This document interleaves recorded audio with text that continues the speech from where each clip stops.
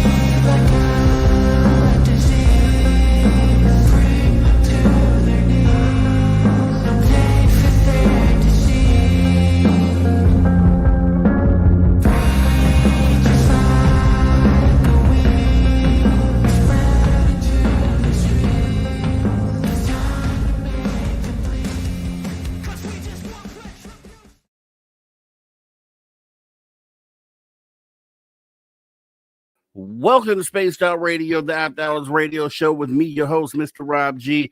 It is going to be a fantastic night tonight. We have Max Hawthorne, who is maybe a science fiction author, but he talks about Megalodon. He's also had experiences with paranormal and cryptids, things of that nature. It's going to be an awesome conversation tonight. We have him for hours 1 and 2. Then we have Drew Banky with After Hours wrap up in hour number 3, along with Steve Stock and Tales Untold Missing Person Mysteries.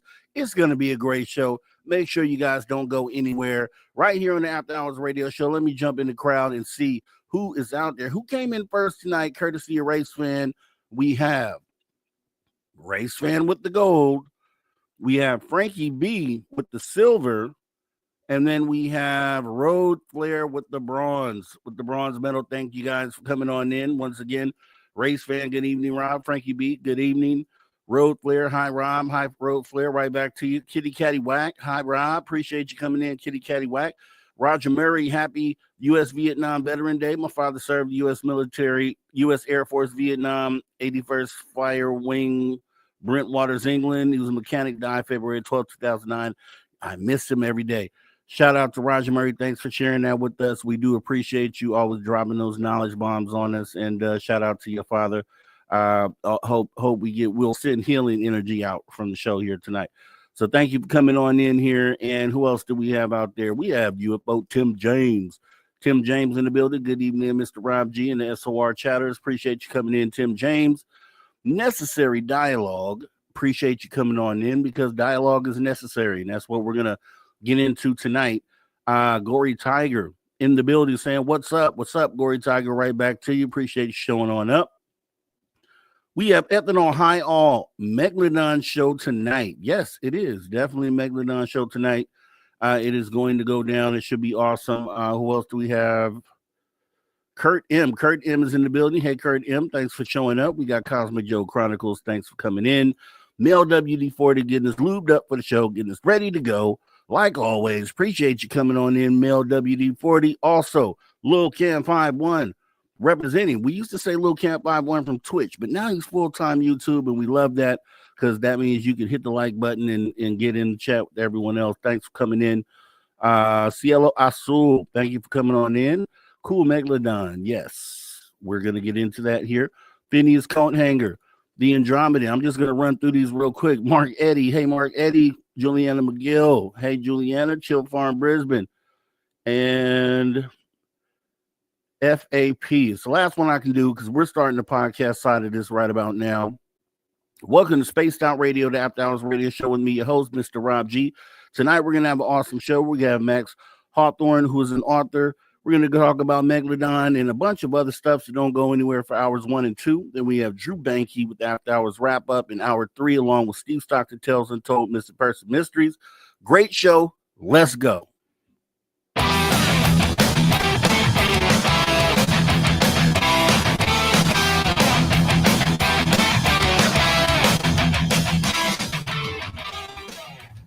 Greetings, space travelers. Welcome home. You just tuned your dial to Spaced Out Radio, the only place where you can own the night. I am your host, Mr. Rob G. And tonight, we'll be broadcasting on our terrestrial affiliates across North America, plus digitally on digital platforms all around the world. Don't forget, you can access our archives for absolutely free. YouTube.com/at Spaced Out Radio. And while you're there, please consider hitting that subscribe button. Also, don't forget to follow us on X and Instagram at Spaced Out Radio, at Spaced Out Radio Show. Our website, which is getting better, is spacedoutradio.com, where the options are endless. You can stay up to date with the SWR Newswire. You can get yourself some official Spaced Out swag. Plus, you can rock out to the man you hear right there, Mr. Ron Bumblefoot Thal, and oh so much more. It is going to be a fantastic show here tonight. We have Max Hawthorne joining us, author for hours 1 and 2. We have Steve Stockton Tales Untold, Missing Person Mysteries, and Drew Banky with the After Hours Wrap Up. Maybe some UFO and weird news. Still haven't decided for hour 3, but it's going to be a great show. Either way it goes. And you know, we're not going to delay any. We're going to go ahead and get ready to jump right on into the show. So let me go ahead and introduce Max Hawthorne, who is an American author and screenwriter referred to as the Prince of Paleo Fiction. He is best known for Chronos Rising series of sci-fi suspense thrillers, which have garnered both Book of the Year and People's Choice Awards. He is an Amazon #1 bestselling author of cryptid research books, monster and marine mysteries, as well as memoirs of a gym rat. We are going to go ahead and jump right into it and welcome our guests. No further delay. Max Hawthorne, welcome to the show. Sir, how are you? I am excellent. Thank you so much for having me on, Rob. Man, thank you so much for joining us. Once again, I got to give a shout out to my guy, Mark Eddy out there. He may as well turn booking agent extraordinaire because he always brings epic conversations to the table. He seems to know what I like and what would be a great conversation. And I know this is going to be another one here tonight. So shout out to Mark Eddy out there. Appreciate you, sir. As we go ahead and get ready to get into this, first time always as meeting on an interview, I always want to know what got you started, what got you into becoming an author, what specifically made you focus on Megalodon, and let's start there. Wow, that's a lot. Okay. Well, I first off, this is kind of known. I've discussed this in interviews before, but my dad, who passed away a few years ago, was a consummate rock hound. For those that don't know what that means, that's somebody who is, as a hobby, I guess you'd say a passion for things like minerals, gems, fossils, things of that nature. So they often have extensive collections of trilobites, and megalodon teeth, dinosaur bones, geodes, all sorts of things like that. My dad was no exception. I have memories of a mammoth skeleton being piled on top of our piano, things of that nature. I got in trouble one time for stealing a megalodon tooth and trading it at the Philadelphia Academy of Sciences for something I gave to my mom's birthday present. But anyway, so that passion was always there. And then, of course, this was the early 70s, 1970. You had these Aurora prehistoric scenes, dinosaur kits. That's probably long before your time. I'm kind of up there a little bit, you know what I'm saying? Great, big hit, and everything that went with it. Then there was Star Trek, of course, all the movies and sci-fi, and eventually Star Wars when it first came out, and yada yada yada. It all kind of compiled together. My first book, fiction-wise, was a book called Cronus Rising. Cronus with a K, not the Roman spelling with the C. And it was is a series. I think there's 7 books in that series at this point, where you have an enormous prehistoric marine predator, like the predator is called a pliosaur, which made the news recently. I don't know if you saw that out of the UK. They found a huge skull of one, and the whole skeleton is complete in the side of the mountain. They're digging it out. And what? Okay. I think the whole animal is about the size of a bus, with teeth like that, like a Tyrannosaurus Rex or worse. So these gigantic predators used to rule the seas during the Cretaceous and the Jurassic, and they kind of look like a crocodile swimming, except with a short tail and 4 big flippers instead of small legs. That was them. So the story was basically designed around one of these surviving to the present, and then of course your cast of characters that interact with said creature when it gets on the loose and begins to work its way up the eastern seaboard, doing what an apex predator does when released into a new environment, setting up shop, looking to eat, looking to breed, and everything that comes with it. So it's been a great ride, popular series. Everybody seems to love it. Yeah, that sounds awesome. I'm gonna have to dig into it. I did see and we'll post these as well a little later in the show, where they can find the books. And we have actually people out there in the chat that I know are going to do that as well. So we definitely want to get into that. And when you talk about Megalodon, Dave Scott, who I believe you have spoken with Dave before, and this guy is deathly afraid of sharks. So, and I guess I am too. I mean, that's their turf. We probably shouldn't be in the water with them. I think that's the main consensus there. But what made you choose sharks? Did you have a fascination with sharks that led to Megalodon? Because obviously there's so many prehistoric entities or creatures out there that you could have picked. Why did you focus on Megalodon? Well, I didn't initially focus on Megalodon. I focused on those gigantic marine reptiles I was telling you about. To me, the Megalodon thing, I mean, I'm from the generation that had Jaws 2, Jaws 3, Jaws 4, it's ridiculous, and all the movies that came after it, etc. To me, it had kind of been excessively done out. Mind you can see from the wall here, I'm a consummate fisherman, a world record holding IGFA angler. I've gone shark fishing many times, caught and released several world record sharks that I did not want to kill. It's bad up there, the shark fishing and stuff. But I mean, I had a passion for Megalodon anyway, because of any big marine predator or any large prehistoric life form. It eventually broke into the Cronus Rising series because I had this enormous pliosaur that had been around for hundreds of years, working its way along, and I needed to have like a climactic clash between it and something else. Okay. And I ended up doing a lot of research about Megalodon along the way, and then I started finding out stuff of stuff myself that people hadn't seemed to realize yet in terms of things that affected the animal in terms of our perception of it, which has made a lot of waves, pun intended. When you're a 50-foot, 60-foot shark, I mean, you certainly make a lot of waves. You know what I'm saying? But the shark, first off, was bigger than a lot of people have estimated based on my research. Probably in the mid 60s, 65, 66 foot range, I would say, conservatively. It was also, as it became an adult, however, it was predominantly a scavenger. This is what the evidence strongly suggests.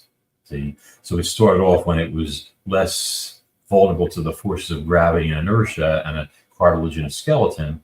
It started off as what I call a primary predator and a secondary scavenger, meaning that when it was smaller, the size of a big great white, 20, 25 feet long, that type of thing, it was still a fast-moving killer. So most of its bread and butter came from killing the whales of its time, most of which were in that size range, 20, 25, 30 feet. But as it got bigger, bulkier, and slower, and it became the apex predator of its environment and had no natural enemies for the most part, it got to the point where it started switching, where it became a primary scavenger and then a secondary predator. Because when you're 50 feet long, weigh 40 tons, it's hard to turn on a dime, accelerate, and get a speed. And even the scientific papers have showed your cruising speed and top speed is a lot slower than people have thought, that movies and books have said. See? So when you have that idea down, and then you see how the teeth back this up in the fossils, which we can see in a minute, you have an animal that basically at that point is just swimming along like deep blue, the great white, and smelling from one carcass to another, and it's coming up and it's taking what it wants. No smaller shark is going to stand in its way, so it just munches down carcasses and just continues to stay huge. It's like me going to Golden Corral or something like that. I walk in there, weighing 230, I come out weighing 250. Yeah. Conducive, you know what I mean? Like to putting on sides. So, but yeah, I did a lot of research on that, a lot of research on the teeth, the jaws, how big the animal was. And if you want to talk about that, I'm happy to dive into it. Again, pun intended. Yeah, definitely. No, and you brought up exactly what I wanted to get into, because it's not just you writing a paleo fiction. You are actually doing research into Megalodon and then taking those things that you discover and putting them into the art, which I think is actually pretty cool. What are some of the things that you could tell us about? Because I thought when I looked into this, when you gave the scavenger angle, I thought that was pretty awesome to consider, because it's never, positioned that way. It's like, okay, this huge shark is just running around the ocean, just eating anything that it wants to eat. But then you made a point about the cartilage, about it being cartilage, right? And that because of the size of it, that it would only move maybe, I think you said 11 miles per hour, something like that. Yeah, that's what the research seems to indicate. They compared it, for example, they tagged basking sharks, which are mackerel sharks, which is the same type of genus or family, I guess you'd say, that Megalodon was, along with the great white and the salmon shark. They all had similar body plans, and they were able to calculate that the basking shark, this is all of Scotland, it's in Monsters and Marine Mysteries and all the details, but was able to generate the same acceleration rate and speed as a great white. But the 26.5-footer, I think they worked with, maxed out at around 11 miles an hour, which shows you then that a white shark that size, which are very rare to be 26 plus feet, there probably are a few out there that I've collected evidence on, but would obviously be that speed as well. So for purposes of the study, though, I went with what we knew, we had evidence to support, and the assumption that a 50 or 60-foot Megalodon would still be capable of 11 miles or so of speed. Now, that probably isn't true, because it'd be so much bigger, but to be conservative, and you always want to be conservative in the name of science, that type of thing, then you go with it. And then when you look at it by establishing known speeds of extant whales, let's say, you see that they're not limited by a cartilaginous skeleton. So they're a lot faster. And the reason for that is that mussels rely on anchor points they attach to bones. Yes. Yeah. So if our bones are made of calcium, then our skeleton, then we're able to generate more thrust, more contraction, stronger muscle contractions. Whale sharks will never be as big or as fast as a blue whale. In fact, blue whales are many times the speed, even though they get multiple times the size. That's because of the bony skeleton. Cartilaginous skeleton means those bones or skeleton will flex under heavy load. So the bigger you get as a shark, the slower you're going to be. It's just inevitable. You can't help it. It's a body design. Now, it's great when you're a 10-foot mako and you're swimming at 50, 60 miles an hour, because it's like tire rubber or skeleton. You can turn on a dime and you're a torpedo. And I have makos, so I know what I'm talking about.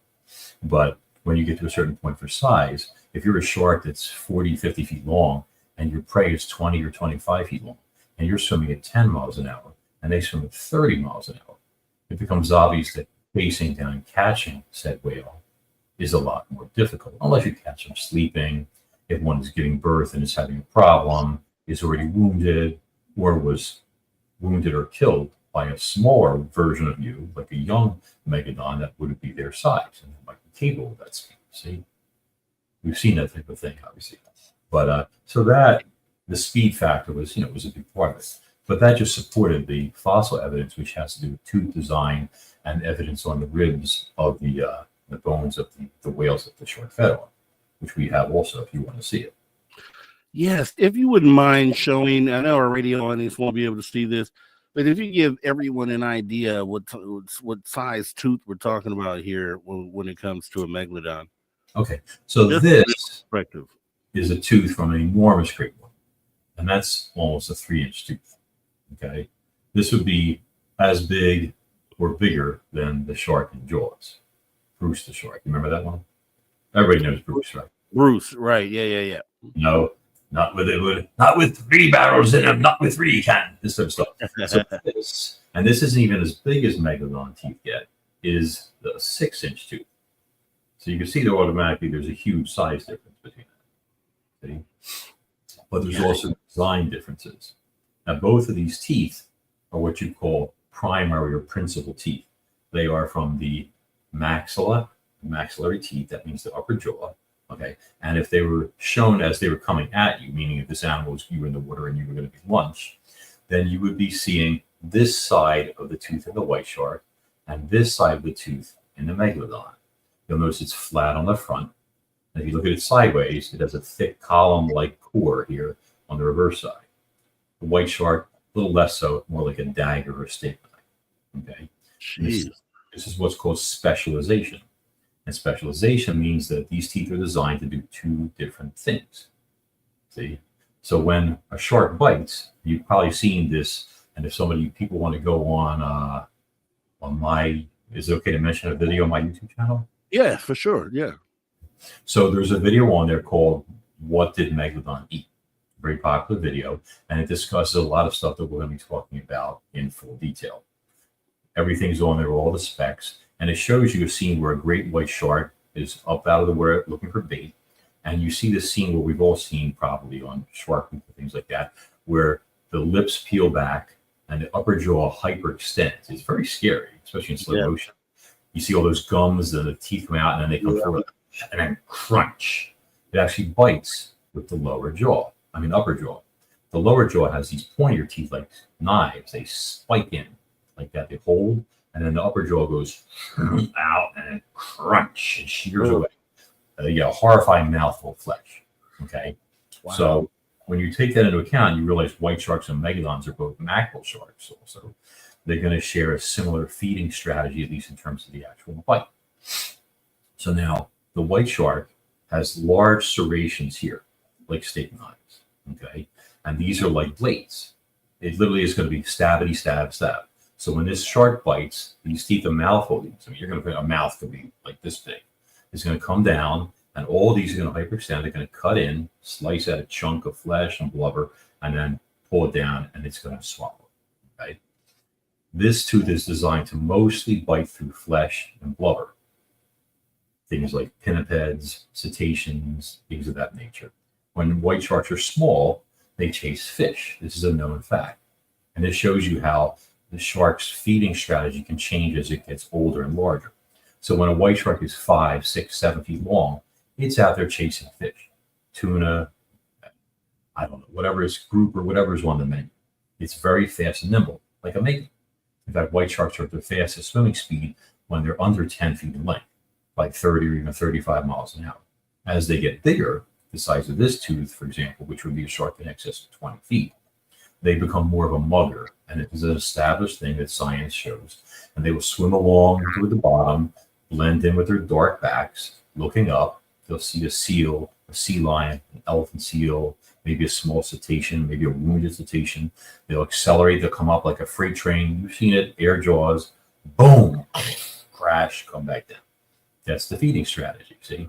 So it's not going to say, I'm going to chase you down, because then it becomes a contest. And it may or may not win, so it wants to be more of an ambush predator.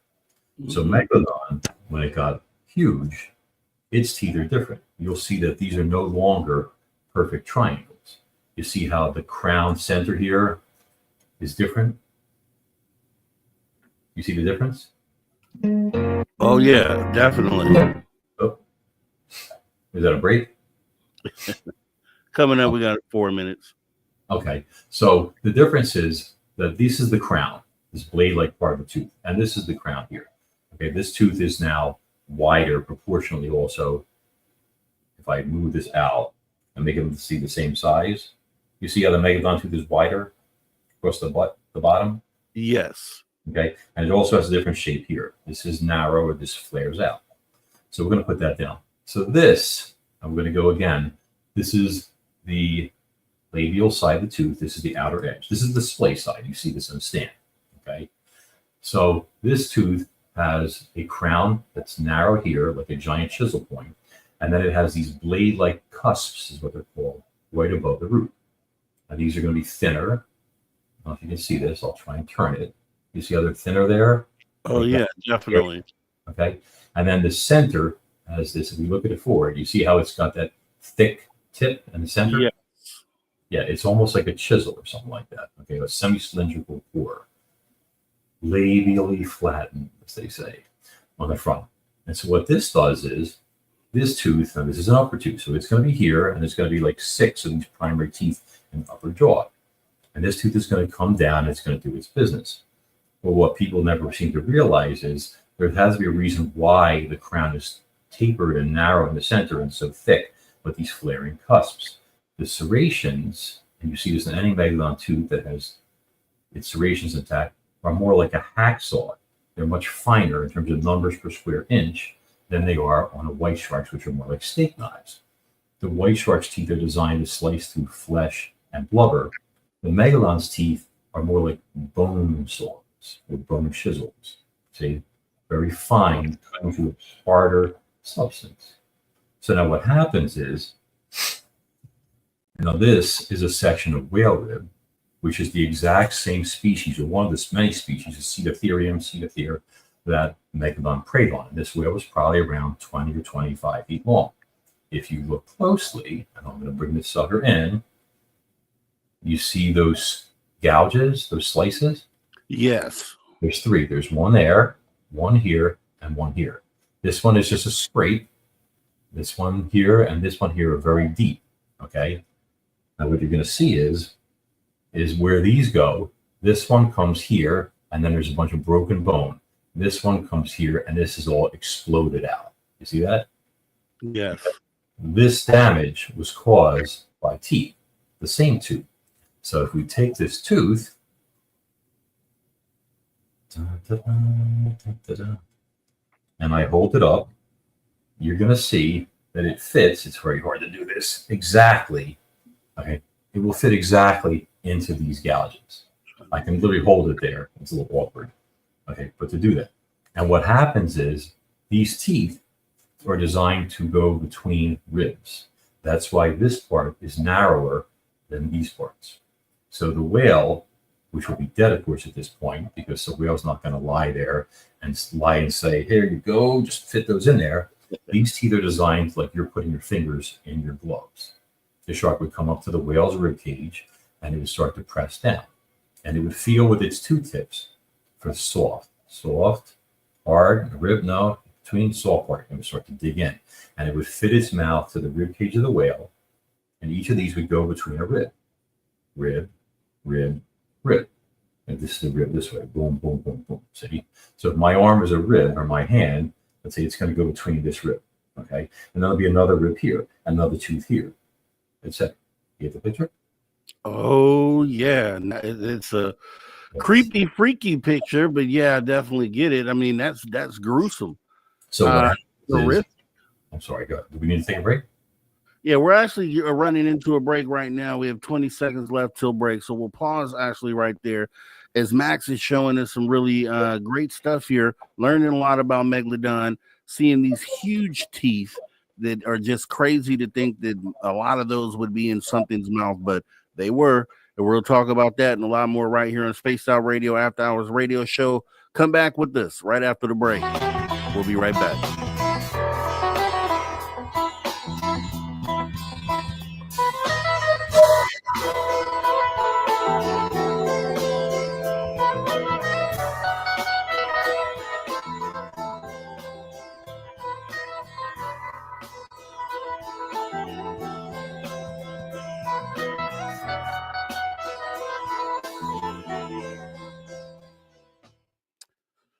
All right, we are clear. We are clear. And as a guest takes a break here, I'll bring myself back up on the screen until he comes back.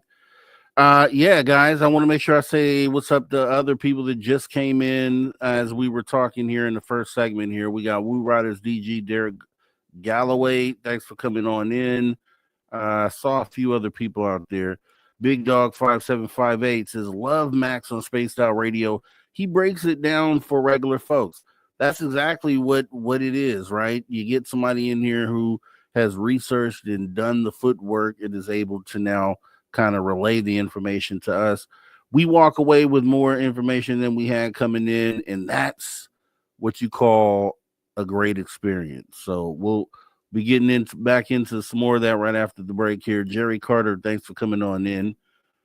See you there. Blue Cruz came in and said, tuned in to learn how not to be eaten by Megalodon. Hey, everybody, appreciate you showing on up, Blue Cruz. Yeah, because I want to know too, and we'll be getting in some more of that here. Let's see. Mark Eddie has a question there that I'm going to save. Let's see. Xanos, I see you out there, Xanos. Xanos, Roger says, Roger Murray, hey, Roger, and all SOR chat. Let's see. Who else do we have? Peter Birdsall. MAGA actually means witch. Oh. Excuse me. I can't believe that. Okay. Let's see. Warden Dragon. Hi, SOR. Thanks for showing on up. Warden Dragon. Harlan Sampson saying greetings. Thanks for coming on in. Appreciate showing up. Brand new names. I always love to see that. Lakeside Laura, thanks for coming in. We appreciate you showing on up here tonight.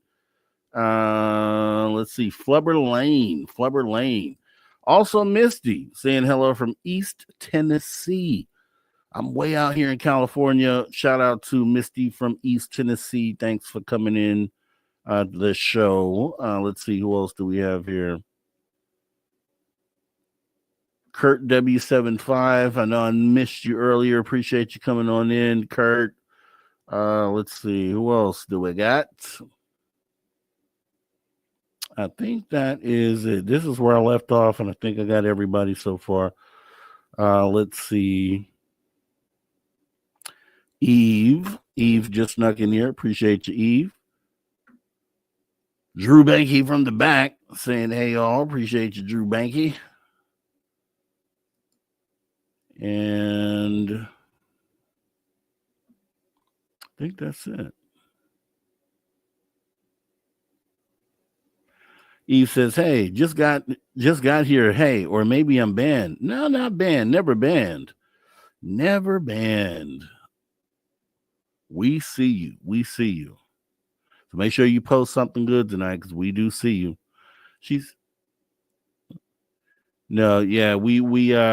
We're taking a break right now, right? So every 30 minutes, basically every 25 minutes, we take a break here at Space Out Radio. It gives us a chance to jump back out to the audience and say hi to people that have come in, during the conversation. So definitely appreciate you showing up.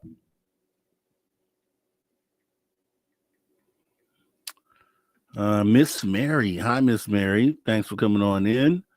Appreciate you showing up here tonight. We are talking about Megalodon, basically huge sharks. You've seen the size of the teeth. For the radio audience, we're talking about teeth that are 6 inches in length, just huge teeth. And you can go online if you have a smartphone or access to a computer, just type in Megalodon teeth, Megalodon,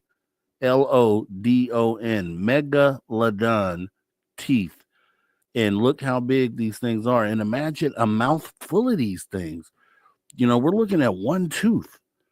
Imagine a mouthful of these huge teeth looking at you or putting you on their dinner list. It's horrific to think of, but I think something that big probably could swallow you whole. So maybe it just be quick and over with pretty quick. But yeah, I can understand now why Dave is scared of sharks. Because I've seen some. I'm in California, obviously, a lot of great white sharks off the coast, and yeah, that part.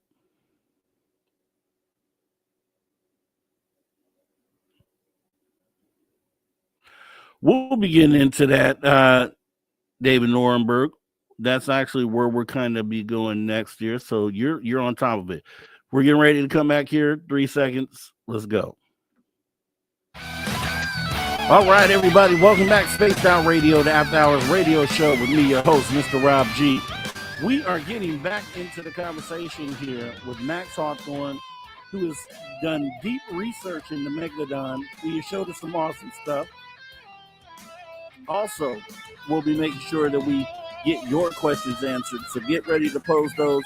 Put them in capital letters so I can see them, and we'll tag them right here on Spaced Out Radio, the After Hours radio show, as we jump right back into the conversation with our guest, Max Hawthorne, who is petting a big furry there. That is a big kitty. That's a big kitty. Let me see here. How big is that kitty, Max? He's not as big as he should be, but he does the job. He's a baby. Wow. Yeah. Oh, but he's been getting a little impatient because I've been holding and everything. So I'm just going to hand him off to my little girl before he gets decides to do something with those claws of his. That is like half cat, half I don't know, half something else. What breed is that cat? Siberian Forest Cats. They say in Russia they used to weigh 45 pounds, and they use them as guard dogs or guard cats. Yeah. I've only seen one other cat that big, and it was gray like the cat from Pet Cemetery, and it would scare the living daylights back when I was a kid, way back when I was a kid, but almost as big as Megalodon. So everything is big in your life is what it seems like. And when we talk about Megalodon, there are people who feel like, and there have been reports that people may have seen something like that or evidence of Megalodon still being around. Do you feel that way, that Megalodon potentially could still be down there, or do you feel like long gone?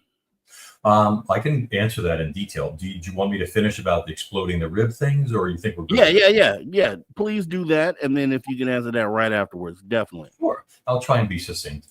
So basically, the idea with this is that you're taking this cutting edge like a hacksaw, and you're cutting into this rib like this on this side, and then you've got another tooth on the other side slicing on the other side. See, like this. So this one rib is being squeezed between two huge teeth like this. And then slicing, it goes deeper, deeper. And this is why they get wider and wider, and then pow, ribs all come apart. And that's why this fossil and many others that I have shows you this was one cut, and then it adjusted its bite, and then it came in deeper, and then boom, this thing explodes. See? So that's how they would break through the rib cage, protecting all those internal organs like the heart and lungs, which smaller predators couldn't get through. They couldn't get through the ribs. And this is why the shark was able to adapt and grow larger and larger over time, because it had this ultimate food supply, this food pyramid, which was incredibly advantageous. You had the big, giant moms, the big females are the largest at the very top, and then the big males. And under that, you had all the smaller megalodons and other sharks like Otodus chubutensis and things like that, which was about a 40, 45-foot shark itself. All those sharks all preying on these whales. They all left carcasses behind. And then the big adults had plenty to feed. See? So the only reason the shark eventually went extinct is that it took a triple hit, is what it appears, where different things happened all at the same time that destroyed its food supply on multiple levels, and then it finally expired. So, or did it? That's what we're going to find out, right? And so it sounds like then maybe you don't feel like they're still around, because what you're saying here is that the way that they would have essentially almost mutilated a whale, we would probably see evidence of something like that nowadays. I would think. And is that what people are seeing? The people that are saying that they think Megalodon is still out there, are they seeing this type of evidence, or what are they seeing to make them feel that way? Have you looked into any of that? I think that the first thing is that I will say this: there is almost certainly some sort of mega shark out there. The question is, what is it? and I have a video on my YouTube channel, which appears to, or it doesn't appear to, it shows you at least what one of them is. Okay. But Megalodon was a whale specialist and as the adults evidence shows, were scavengers. So you would almost certainly see these huge sharks preying on whale carcasses all the time. And keeping in mind that the whaling industry was so vast, I mean, it's still out there, but the numbers of whales that were on the surface, with their hearts and lungs blown out by exploding harpoons and things like that, you would almost certainly see these giant sharks out there looking to scavenge them. So the suggestion is, the evidence suggests that there is something big out there, but it's very, very uncommon. You see a lot of stuff out there that is fake, is hoaxes, things from mockumentaries and things of that nature. But you also have things that are deliberate hoaxes, and then you also have things that are just a case of mistaken identity. We were talking about the basking shark, for example, and those sharks can go up to 40 feet in length, but they are planktivorous. That means that they feed on krill and plankton like a baleen whale does. Mm-hmm. You see, which is one of the reasons why they get so big, and their size is pretty much their own defense. The whale shark has extremely thick skin and also hyperregeneration, but that's what they do. Since the mackerel shark, like a basking shark, looks very similar to a great white and is often mistaken for as a giant great white. Oh, there's a 30-footer. And almost all the time it's not. It is a basking shark. There was one video that I saw, and I said that I know some of the top marine biologists on the planet. I mean, these guys are amazing. They will swim with a pregnant whale shark the size of a bus and give sonograms and stuff. Okay. But and I showed him one of the guys, and coming at you, it looks like a great white. But then when it gets closer and you see the fin and the colors and stuff like that, the dorsal, he said, oh, it's got to be a basking shark based on that. He said, it's very white sharky looking when it approaches you. He said, but I'm betting it's almost certainly a basking shark. He goes, now, would I take a chance and dive in the water in front of it? Probably not, that type of thing. Okay. But my belief and what the evidence suggests is that, and this wasn't originally stated by me, it was on the Discovery Channel, I forget which special, but they said how marine biologists believe that the white shark occasionally experiences what's called gigantism. And that's where something that's normally a certain size will get so much bigger. And I've experienced this myself, like when I was a kid and collecting insects. There was a certain species of carnivorous beetle that I used to catch as a kid, and they were almost always the same size, like 1 inch long. They had sharp jaws, very hard exoskeletons. And one day I turned over a rock and I found one that was like almost 3 inches long, which is ridiculous. I mean, the species just doesn't get that big, but it was the exact same insect, just many times the mass. And that was an example of gigantism. So if you have an animal like a reptile or a fish, they experience what's called indeterminate growth. Let's find out. Let's poll your audience. Does anybody out there know what indeterminate growth is? Anyone? We'll be looking for the answer. Does Max identify as Quint or Hooper? Hooper drives the boat, Chief. They may eventually get it here, but what is it? If right there on the bottom. That's pretty close, actually. The cat's name is Olaf, and what indeterminate growth means is that an animal continues to grow its entire life. Now, animals like fish, for example, will be limited by the size of their fish tank as well. So, but an animal like a reptile or a fish can pretty much keep growing as long as it lives. It's just that growth will slow down once it reaches a certain point. See? So gigantism, on the other hand, is sort of a mutation, almost like a throwback thing at times, where you'll see somebody like the average human, like male in this country, I believe is 5'9". But there was a gentleman named Robert Wadlow who was around maybe 100 years ago, who was almost 9 feet tall. Yeah. So it's more than 50% bigger than we get. Of course, he ran into many problems in terms of his pituitary and acromegaly and things of that nature. But a shark's body is more adapted to the water. So if you have a white shark that normally tops out around 20 feet and it gets to be 30 or 40 feet in length, it will still manage to survive and thrive to a point, because we know that megalodons once existed that were even bigger. There you go. That's gigantism right there. Yeah. That's a picture of Robert Wadlow for the radio audience. We showed this a couple of weeks ago, so just happened to have it on hand. But so what is your thought process on I guess this is kind of a question that maybe you can't answer, because we obviously know that only 4%, 5% of the ocean has been searched, or we're finding new things every day. So there's very great chance that there is something huge out there that we wouldn't know. If you have gone down that thought lane, what do you think is out there, or have you seen something that maybe indicates that something like that is out there? Well, there's a video on the YouTube channel called Mega Shark or Megalodon. And this is a perfect thing for your studio audience to go on and see. This was where a husband and wife that I know, they photographed a subadult humpback whale, a 30-footer, that was covered with shark bites. They got photos of it at sea while it was still fresh, which was a miracle. And they got photos of it when it was on dry land, and the carcass, of course, was rotting up a storm and such. Hold on, I'm going to try and see. Let's see.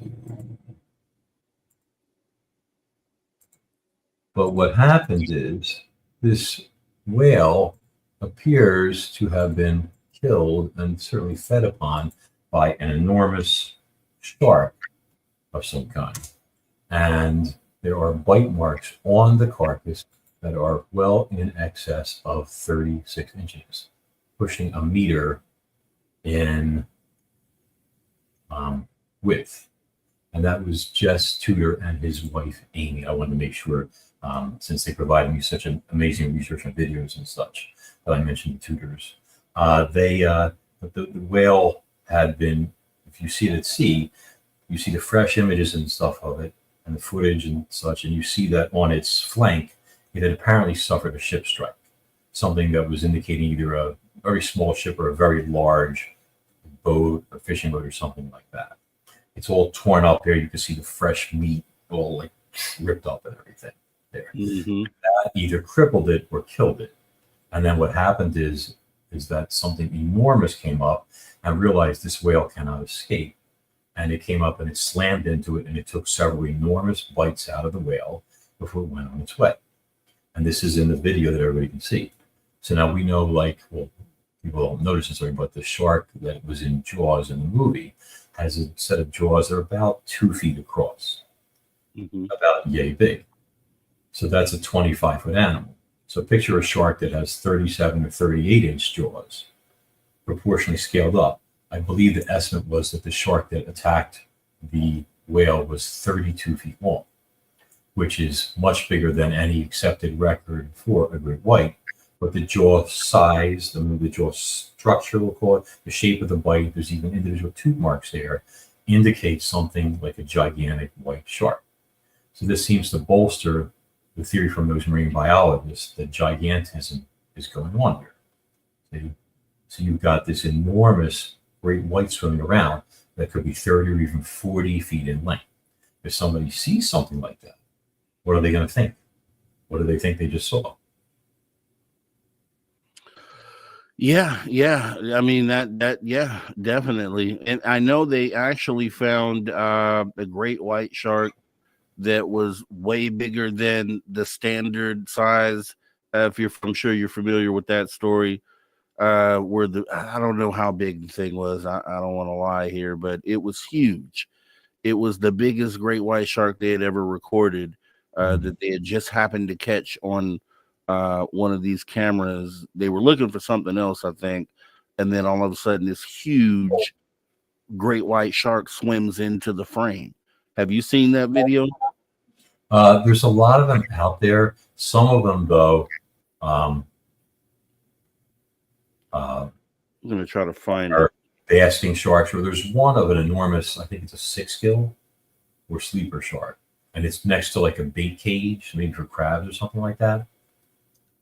I'm not sure, but there's a lot out there. A lot of times they film these sharks and they look huge, and some are and some aren't. I believe that shark might be 25 feet long, if it's the one I'm thinking of. But I mean, the bottom line is that I've collected evidence in Monsters and Marine Mysteries. There's a whole chapter on mega sharks.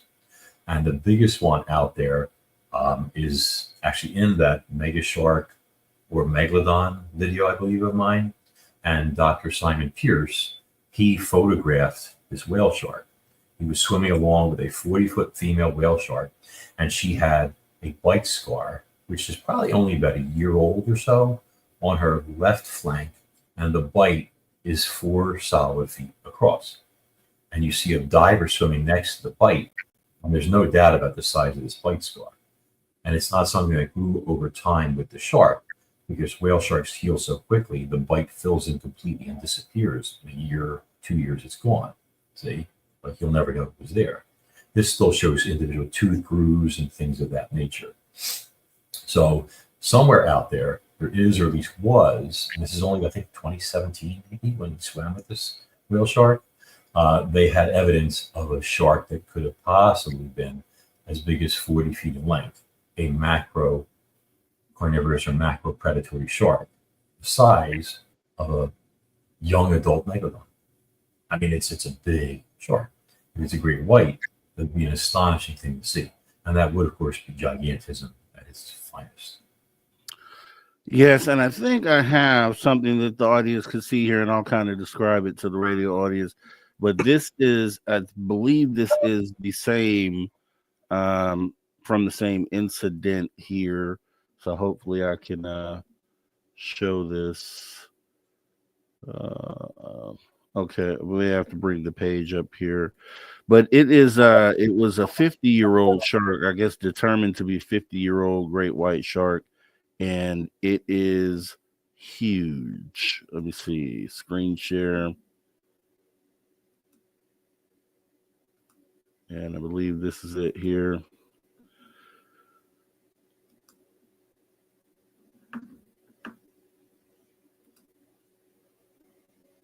Okay. So this thing here, now trying to make the picture bigger. Let me see if I can do that for the audience. It's a huge great white shark, and it just gives you an example of what Max was talking about, gigantism, or just I don't know what I guess that might be what you would call this here, but this is easily, what would you say the size on this, Max, if you had to guess? That is got to be Deep Blue, and she estimated, yeah, that's her name. That's what they named it, give her, and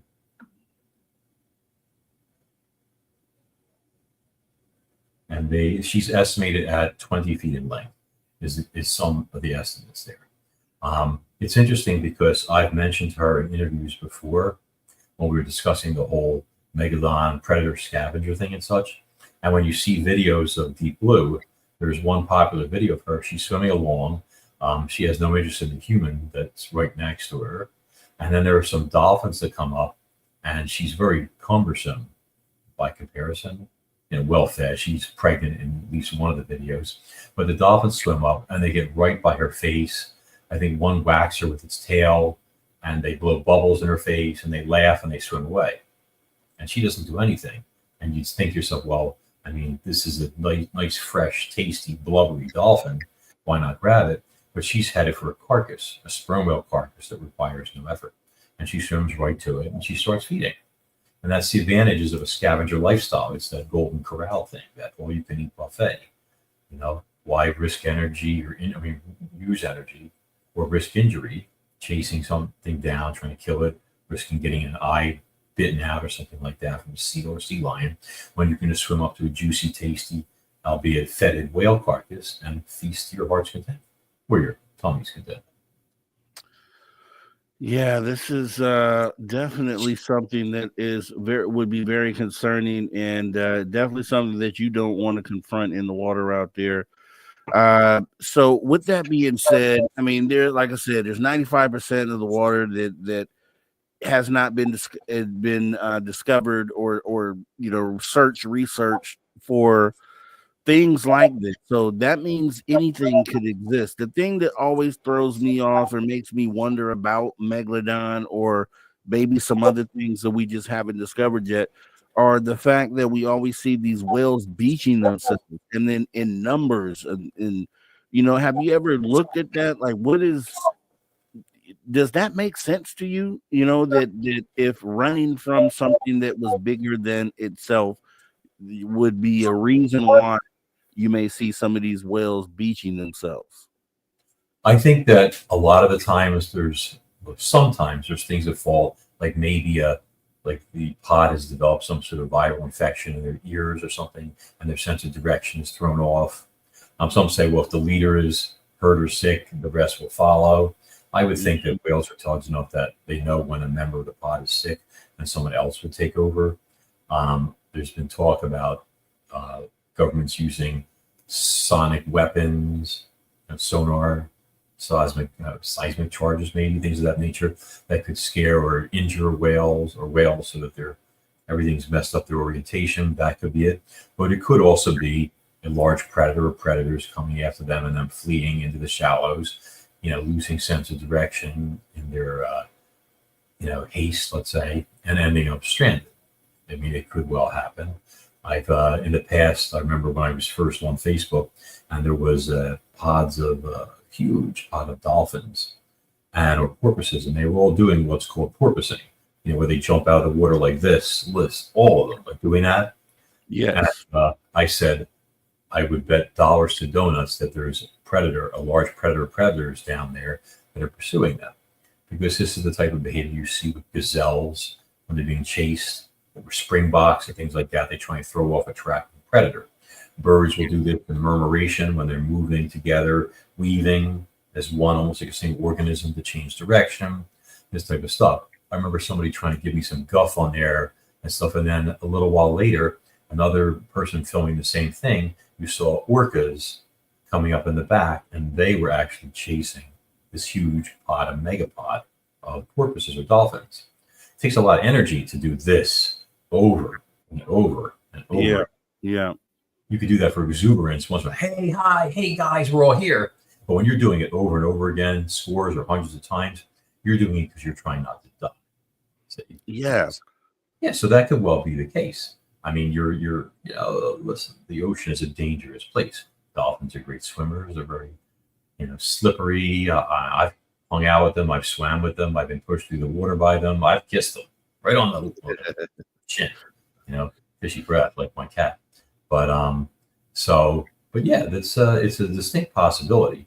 Did you want to discuss the evidence showing that Megalodon was likely bigger than the normal established 52-foot length, or you want to save that for? Yeah, we can do that right on the other side of the break. We have about 45 seconds before we go into this off-camera break.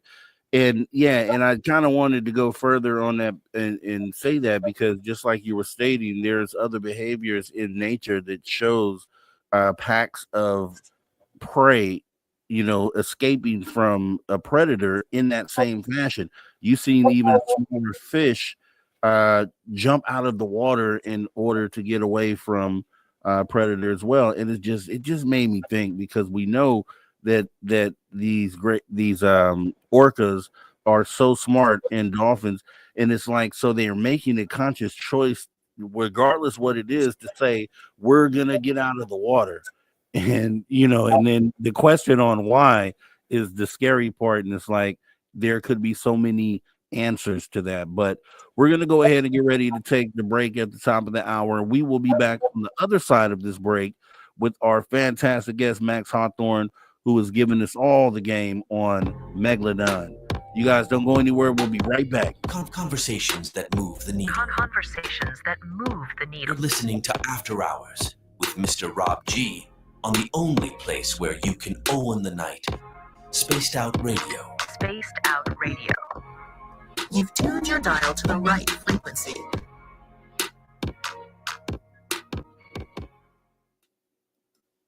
All right, Max, we are off camera for the next 5 minutes. I will see you back in a moment. You got it. We doing okay? Yeah, we are doing fantastic. See you in 5 minutes. Thanks, buddy.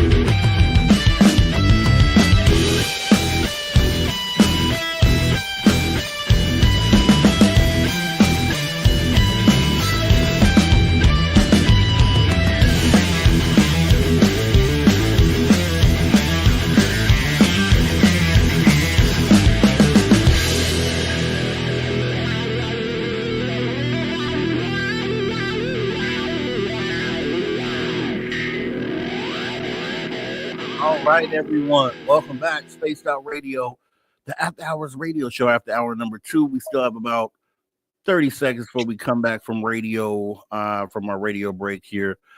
As we are being joined by our guest Max Hawthorne. Make sure that in this hour, you go ahead and submit your questions. I think I tagged one or two that I saw. Make sure you put them in caps. That way we can go ahead and pose them to our guest tonight. And, he has great Megalodon knowledge here, and we'll be getting into some other stuff too. So make sure you get the questions ready. We got 5 seconds left, and here we go. All right, everybody, welcome back. Spaced Out Radio, the After Hours radio show. It has been fantastic thus far tonight with our guest Max Hawthorne, author, talking about megalodons and what's really down there. Really crazy stuff. We saw some really crazy stuff as well. If you missed any of this, make sure you hop in the archives. It's absolutely free. YouTube.com/Spaced Out Radio, where the options are endless as we go ahead and get ready to jump right back in to the conversation with Max here. Max, I know, okay, we were in the middle. You were going to address something. You'd asked me a question at the end of the last hour, and I want to make sure that you get to cover everything that you need to cover here. Sure. I asked if you wanted me to discuss evidence that suggests that the megalodon got substantially larger than the usual low 50 or 52 foot length that is typically been established for it, because I think that, of course, would be of interest to listeners. Let's go. Okay. So do you have any images, first off, that you can use that are, that are of a megalodon jaw? I can get one. As you speak, I'll bring one up here. Let me see. Okay. While you're doing that, I'll just preface by saying that the megalodon teeth, like the ones like I showed you, like with this one right here, okay, the biggest teeth are the ones in the upper jaw center, the primary principal teeth, and the ones in the lower jaw center would be the largest in the lower jaw. Uppers tend to be a little bit bigger, of course, and a little more robust because they're used for the actual biting. So as the teeth move away, mesial teeth, meaning those in the middle, are larger. Distal teeth, the ones going towards the corners of the mouth, they get smaller and smaller as it goes. This was, if anybody remembers, that used to be a gigantic set of megalodon jaws in the American Museum of Natural History when I was a kid. It was like 10 foot high. It looked like it was big enough to swallow an elephant or something. Those were much bigger than they were supposed to be because they didn't know enough about shark teeth, shark jaws, and they made all of the teeth the same size as the biggest teeth. So you had a set of jaws that just grew and grew and grew to accommodate all these giant teeth when it should have tapered down and gotten smaller along the way, if that makes sense. Okay, all right, that's great. So now if you look here, you'll see, if you can zoom in on the jaws at all. Are you able to do that? Yeah, let me back out of this here. I can go full screen. It'll help actually for me. Okay, perfect. All right, now you see on the far right side, you see how tiny those teeth are right there? Oh, yeah. On the where the joint is, where the upper jaw and the lower jaw meet. See how small they are versus the big giant teeth in the center? Definitely, yes. Okay, now those are not anatomically accurate teeth. I don't know what those are. Those may just be smaller ones. They're not designed. This isn't a proper jaw. Okay, but that said, they do at least taper them down for that purpose. So what I ended up doing is, let me escape here, okay, is I first off got all the data that they have out there for several complete sets of megalodon jaws. So this way it has a listing of all the individual teeth, and it shows you how big they are from the biggest tooth in the jaw, which I think was like 5 7/8 inches or something like that, close to 6 inches. And then it shrank down, boom, boom, boom, boom, boom, as it got around to the corners, where they meet, okay? And so this tooth here, if you can show what I'm holding. Okay, let me bring you back up here. Okay. Okay, so those tiny teeth you saw on the far right side, okay, this is an example of the smallest tooth in a very, very large megalodon jaw. And you'll see it's very wide. It also has a very short crown. That's because it's not really doing much in the way of biting, because it's all the way over here, okay, and it's really not making contact with stuff for the most part. See, but it has a very wide root, which would of course enable it to withstand tremendous pressure, almost like a, I don't know, like a nutcracker or something like that. Okay, so what I did was I went on and I scaled this up, and I wanted to say, well, how big was the shark that had this particular tooth? Okay, and I'm going to read this exactly. Okay, so this was a confirmed UR12. That stands for upper right and the most posterior or smallest tooth in the jaws. Okay, the set of jaws, complete jaws that I compared it to, which is called CB11, that same tooth in those jaws is 48 millimeters wide. That's just a little under 2 inches. Okay, this tooth is 69.5 millimeters wide, which is substantially bigger, i.e. 1.45 times the size. Now keep in mind the largest tooth in CB11's jaws are around 5.75 or something like that inches. So I'm not remembering exactly, to be honest, because I don't have all the data in front of me, but it was close to 6 inches. So scaled up, that suggests if everything stayed the same and there were no allometric changes, which since the head is the most important part in the feeding apparatus would likely be stable, that suggests that the shark that had this tiny tooth, its biggest tooth in the jaw was 8.33 inches, which is astonishing. Okay? Huge, yeah. I mean, huge, which means like right now, the current world record for a megalodon tooth is like 7.3, something like that. You always hear these stories, but this overwhelmingly suggests a shark that had teeth 8.33 inches in length, slant length. Okay. Then there's this one. Now this looks like a larger tooth. Okay. But this is again a very small tooth in the jaw. And this one would have me scratching my head. See, I have a friend and a colleague named Seth Sorensen who owns a company called Fossil Shack. And Seth is my go-to guy in many things when it comes to stuff, because I'll look at a tooth and I'll be like, I can't tell. Is this a number 4? Is this a number 5? You know, these guys are the top experts. So when you want help, you go to people like them. Okay. Mm-hmm. Dr. Hubble, for example, who found the complete set of jaws as well. So this tooth, okay, is either an LR9, which is lower right number 9, and it would be here. This is how it would look, okay, or an LR10. It was very difficult to say. It is 1.4 times as high and 1.54 times as wide as this number 9 tooth in CB11, okay, which suggests an upper anterior tooth length of 8.16 inches. And, however, if you scaled it up based on height, it suggests a maximum tooth of 8.85 inches, which is almost a 9-inch tooth. Either way, you're well over 8 inches. But the scariest part was that if this was an LR10, meaning an even smaller tooth, because he said, if I remember this exactly, I might misquote, he said, it looks like it could be either one, but I guess to be conservative, of course, they went with the LR9. But if it was a lower right 10, then the size of the animal would have been ridiculous. I mean, you could have been looking at a 10-inch tooth or something like that. Okay.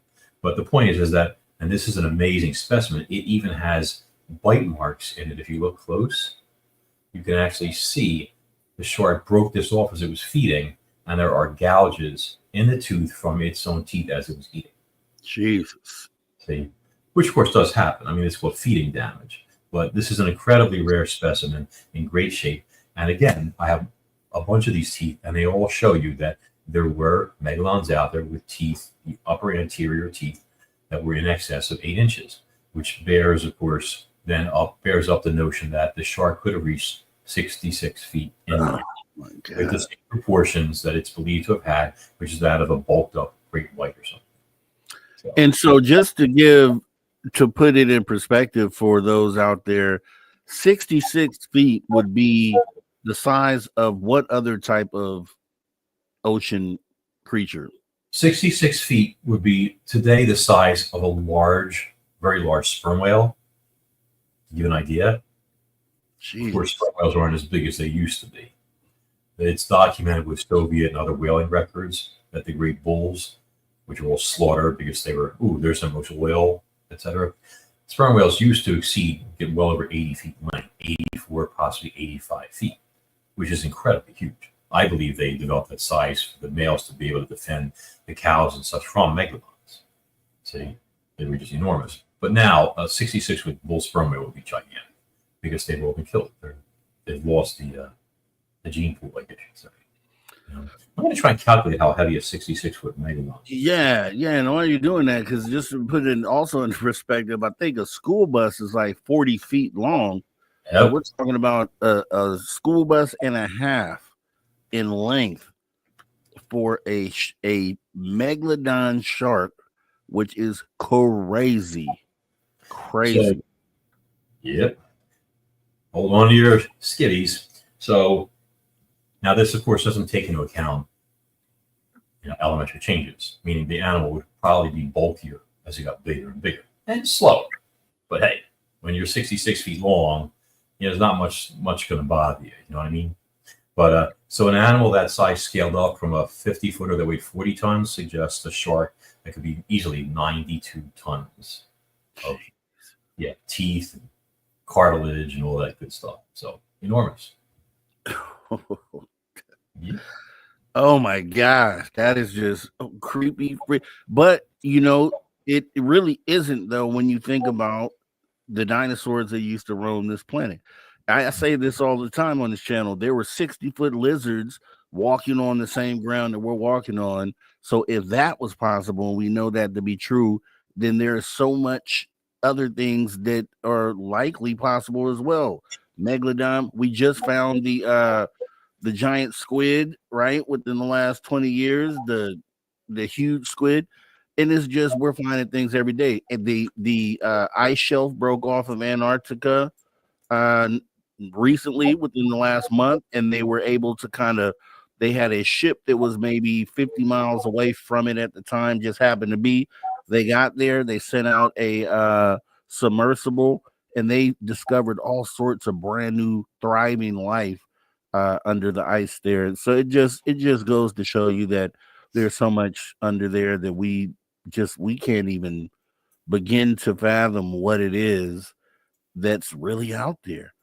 It's true. I mean, like you said, only 5% of the ocean floor has been properly mapped in detail, and that doesn't include how many cubic million miles of salt water above it, with an average depth of like around 11,000 feet. It's astronomical. I just sent you, if in case you want to share it with your listeners, the press release that was done talking about the biggest megalodons, that they were moms living in warm water, etc. And there's stuff in there about those teeth and different size teeth, and where they can find data about them and stuff, so they can play around with it themselves, get an idea of just how massive these jaws would have been. Okay, I'll do that. You sent that to my email? No, I sent it to the private chat actually right here. Okay, awesome. Yes. Let me see here. And I'll bring that up for you guys here. And for the radio audience, it's going to be science.einnews.com as the website. The biggest megalodon sharks were moms and lived in warm waters, not cold. And let me go ahead and bring it up here on screen.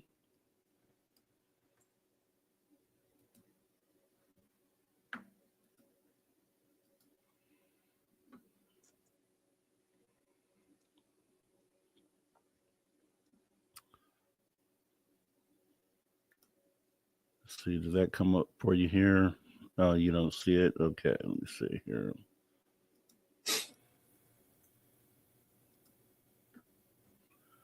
All right, so if you can zoom in on that, where you see the white tooth and what it's laying on. Yeah, only way to do that would be for us to do that. And let me see here. Unless I can paste a screen grab in the private chat, I can do that. Let me, I can save this image. Let me see if I can save the image and bring it up that way. I think I can. And let me see. The one above it is really cool because you see that tooth that I showed you, the last one. It's pictured right above that, and here we go. Okay, cool. That's actually nice. Now, what you're looking at there, okay, is that big gray thing is a section of whale rib, fossilized whale rib, from a very, very large prehistoric whale. It could even be from a Leviathan, which is the giant raptorial sperm whale. Since the time period it's from, there wasn't really much in terms of cetaceans that were large except Leviathan. But what's cool about it is that Megalodon tooth that you're seeing there is 6 inches long. And you see that curve under the tooth right there, like that gouge. Yeah. Okay, well, that is feeding damage from a Megalodon eating the dead whale. Now, what's interesting is that you see the cusp that we talked about near the root of the Megalodon tooth, that part that flares out. Yes.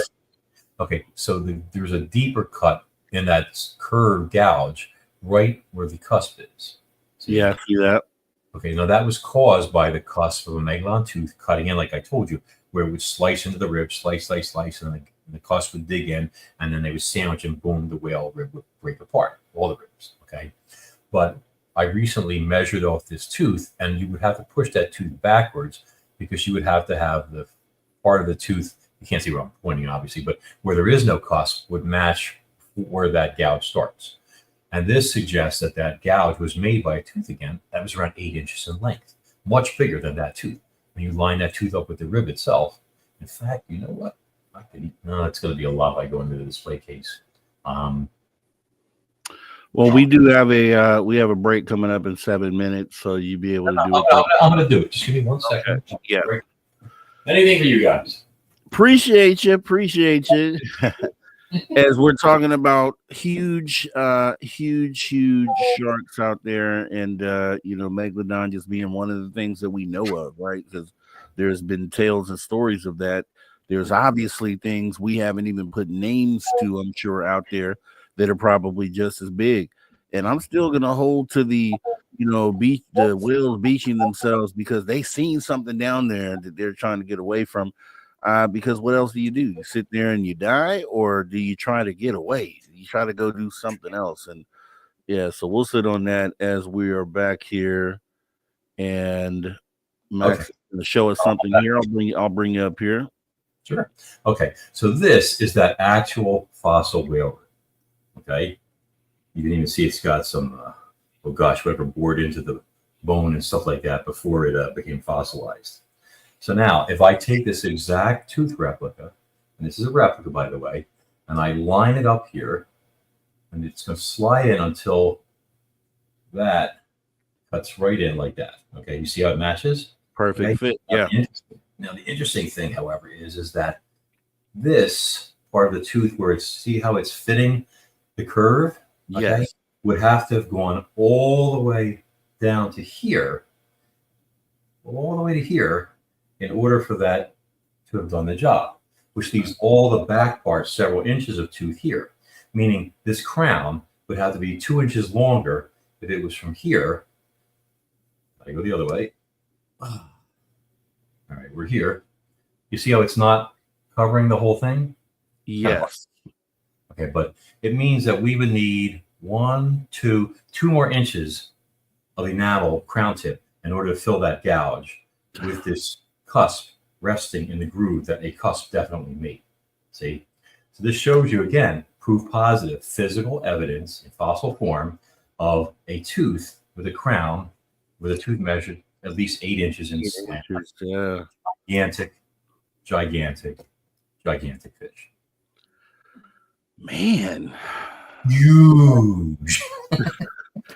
I'm trying to wrap my mind around that. Do you think that there are some people that think humans came after the dinosaur era? Do you think that we merged in that same era? Do you think we were, assuming they're not still around, which they could be, that we were here at the same time as Megalodon?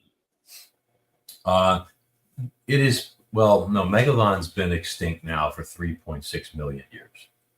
That is what is the current estimate. The reason why I say that is because there's some people that, and I had a guest on here maybe 3 weeks ago, who thinks potentially that humans have also been here millions of years, which I don't know. I'm just saying, if that were the case, do you think there could have been ever an overlap? I am sure there were some giant sharks out there that were seen by human beings, including maybe some great whites. I mean, great whites came around 3.3 million years ago, if I'm not mistaken. So you have that. But if there was, they've been around. So, yeah, anything's possible. Maybe there was a few stragglers we don't know about, that eked out in existence or something like that. It wouldn't surprise me that some ancestors of modern man saw some mega sharks. Even if it was just a gigantic great white. There's a lot of stuff out there that we don't know. I don't just do fossils and dinosaurs and things like that, though. I've had experiences and stuff with cryptids and things of that nature, which if you want to talk about some of that stuff, we can also. I sure do. I definitely want to get into that, and I know everyone else wants to hear that too. As we have about a couple minutes left in this break here.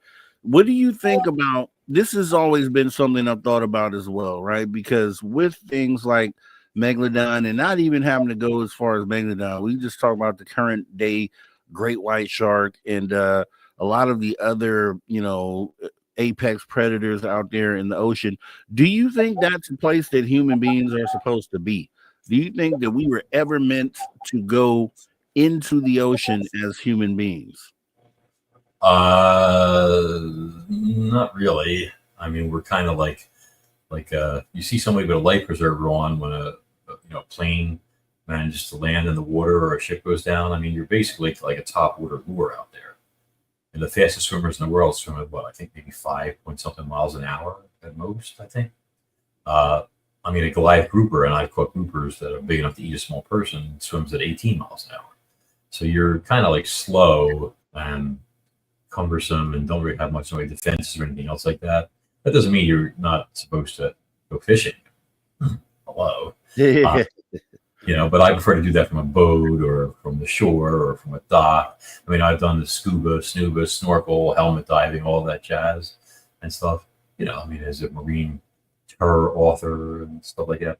But, I don't think we just don't have the adaptations. We don't have the, the stuff, the webbing or anything else like that to make us swim faster than we can. We're just not designed for it. It just seems like as human beings, we always go against the grain. And it seems like it's just another example of going against the grain, saying, hey, that water is really salty. We can't drink it. We can't do anything with it, essentially.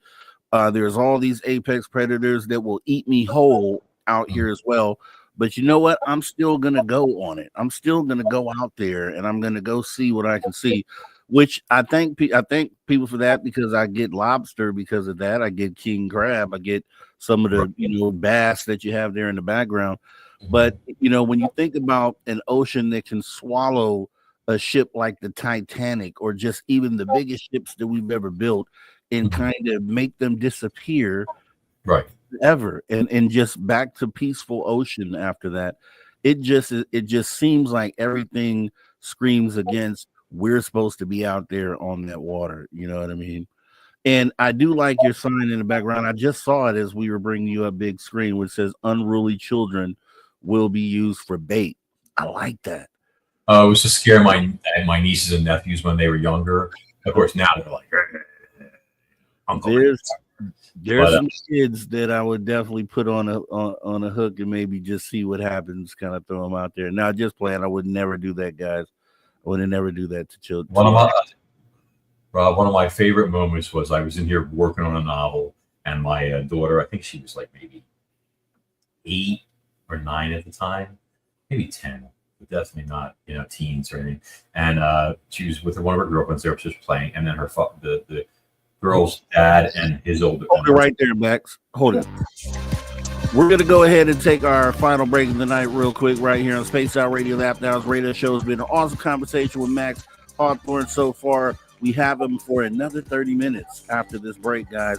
Make sure you don't go anywhere. If you miss any of the show tonight as well, you know what to do. Hop in the archives, youtube.com. They're absolutely free. at Spaced Out Radio. See you back here in just a moment.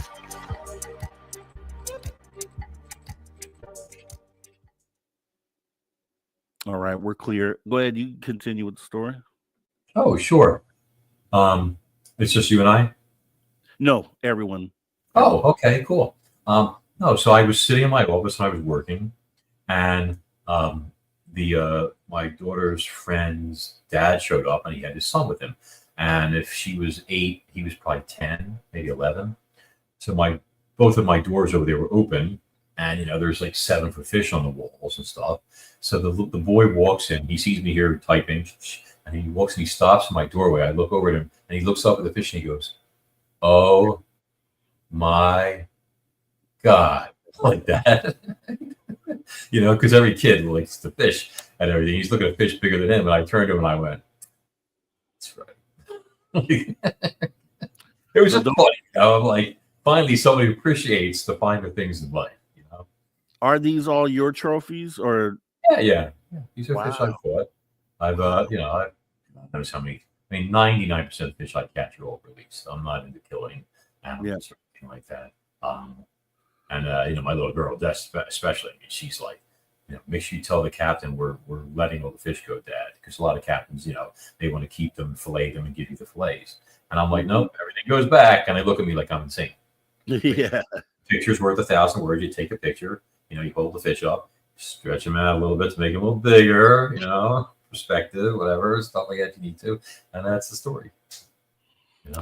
Yeah. Swimming around making other little fish, and everybody's happy. That is awesome. That is awesome. And fishing on the ocean, for people who have never been out there, it's a whole nother beast. It's a whole nother world. It's not like fishing on a lake or a river. It is just way different. Everything out there is bigger.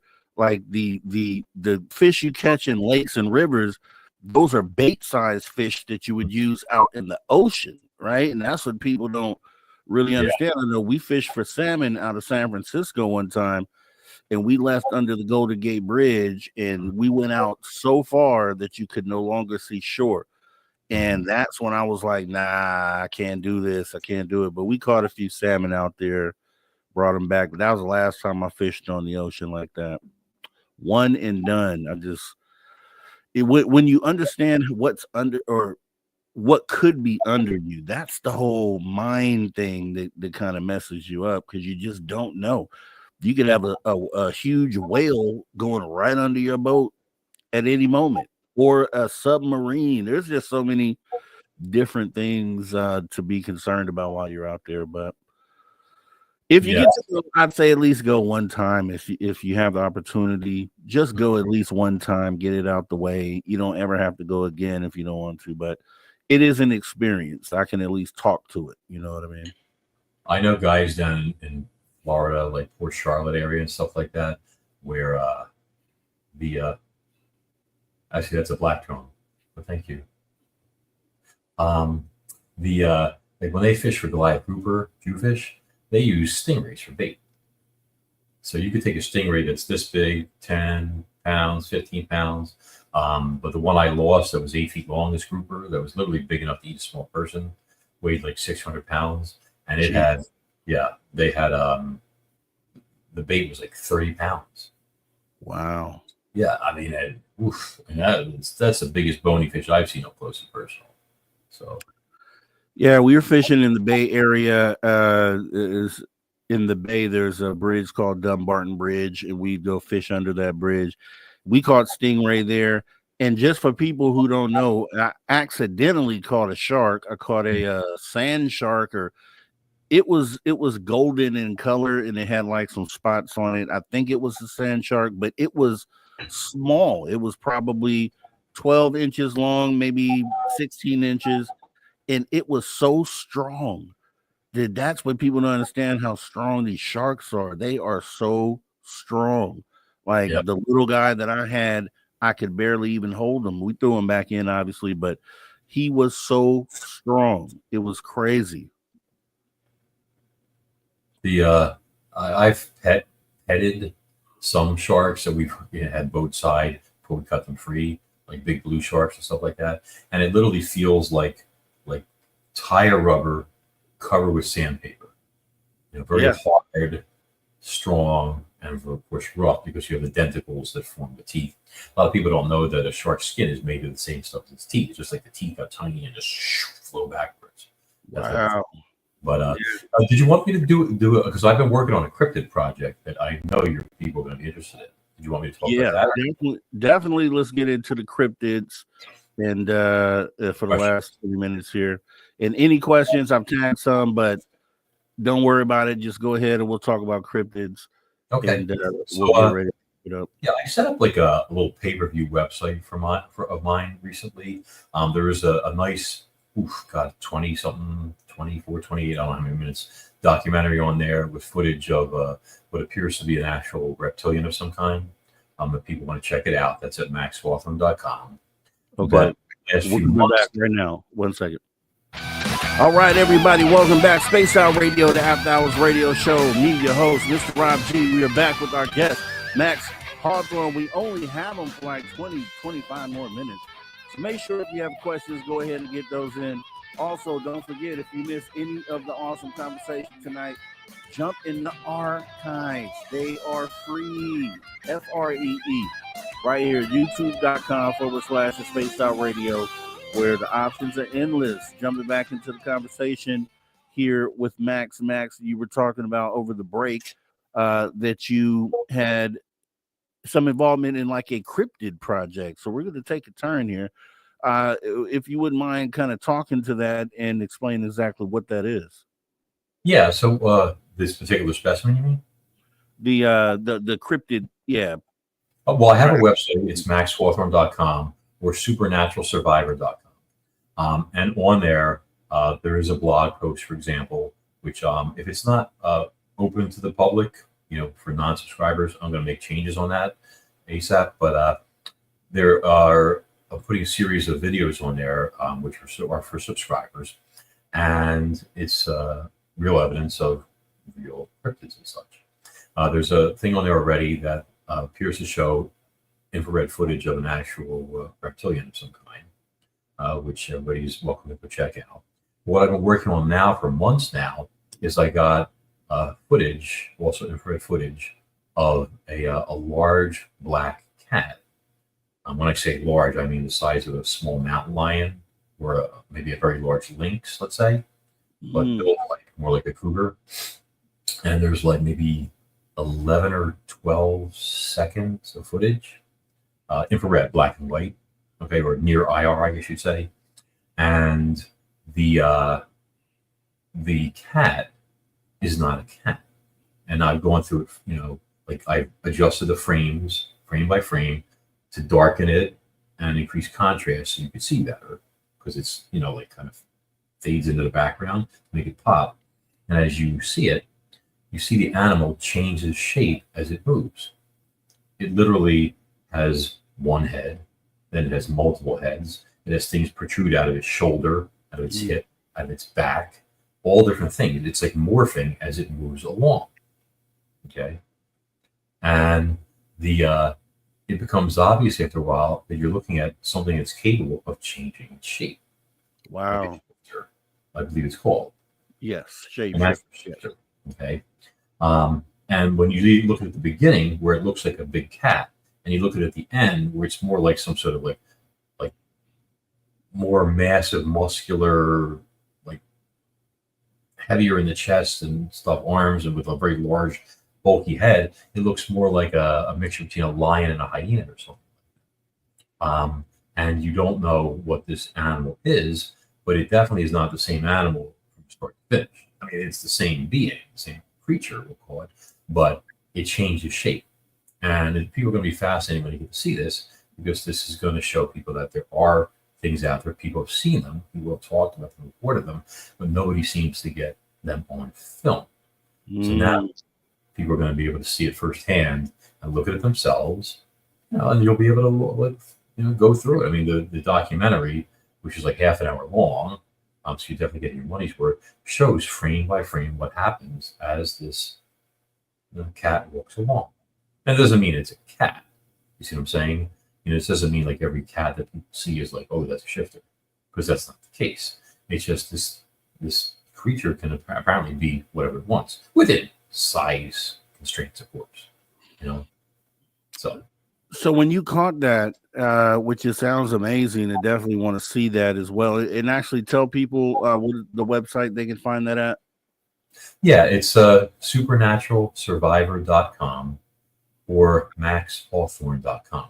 That one is not up yet. There's another video on there already that is something else. That's what appears to be a reptilian type being coming out of a portal or something, which is of course fascinating in and of itself. But that's a different piece. But there's more I'm going to be cranking out them intermittently as I go along. But the shifter one is, of course, very exciting as well. So it gives you something to think about. You make you realize there are beings out there you don't know about, other dimensions, other vibrations, that type of stuff. And that's the whole point of all this, is to open up minds, to help people understand that there is more to this. Just like we're talking about Megalodon, and there could be something just like that down there. There could be something even more wild than that down there. And with that being said, we know the dinosaurs were here, so we know that there's other wild things that happen here on this planet. People see Bigfoot, people see all these other things that seem to materialize and then kind of disappear in the thin air. We've heard the shapeshifters before. The black cat, though, is something that I know is mainly talked about over in the UK, where they have this, what they are thinking is some sort of cougar on the loose, but there is no, it's not the habitat for a cougar out there. So it's like they don't really understand what's going on, but it sounds like the same sort of being that you're talking about, or entity that you're talking about. When you recorded all this, or you kind of got into the cryptid side of this, had you had any other previous experiences just in your daily life, maybe along the lines from being young up till now? Any other things that you didn't get to catch? Well, let's see. First, I think you're right. The majority of these sightings do happen in the UK. I don't know why. More cats. The Hound of the Baskervilles. They had that. The French that beast. I forget what it was called. So there's a lot of stuff in the UK though that appears to be possibly this type of creature being. So maybe one just wandered into a different area, or I don't know what. But me personally, I had one very unpleasant experience when I was 19 in a cemetery, which is in Monsters and Marine Mysteries. Actually, you guys should check out the book on Amazon. It's great, especially the Kindle version, because all the links that you use to that you reference materials are all live links for the Kindle book, so you don't have to go digging or looking up online or anything like that.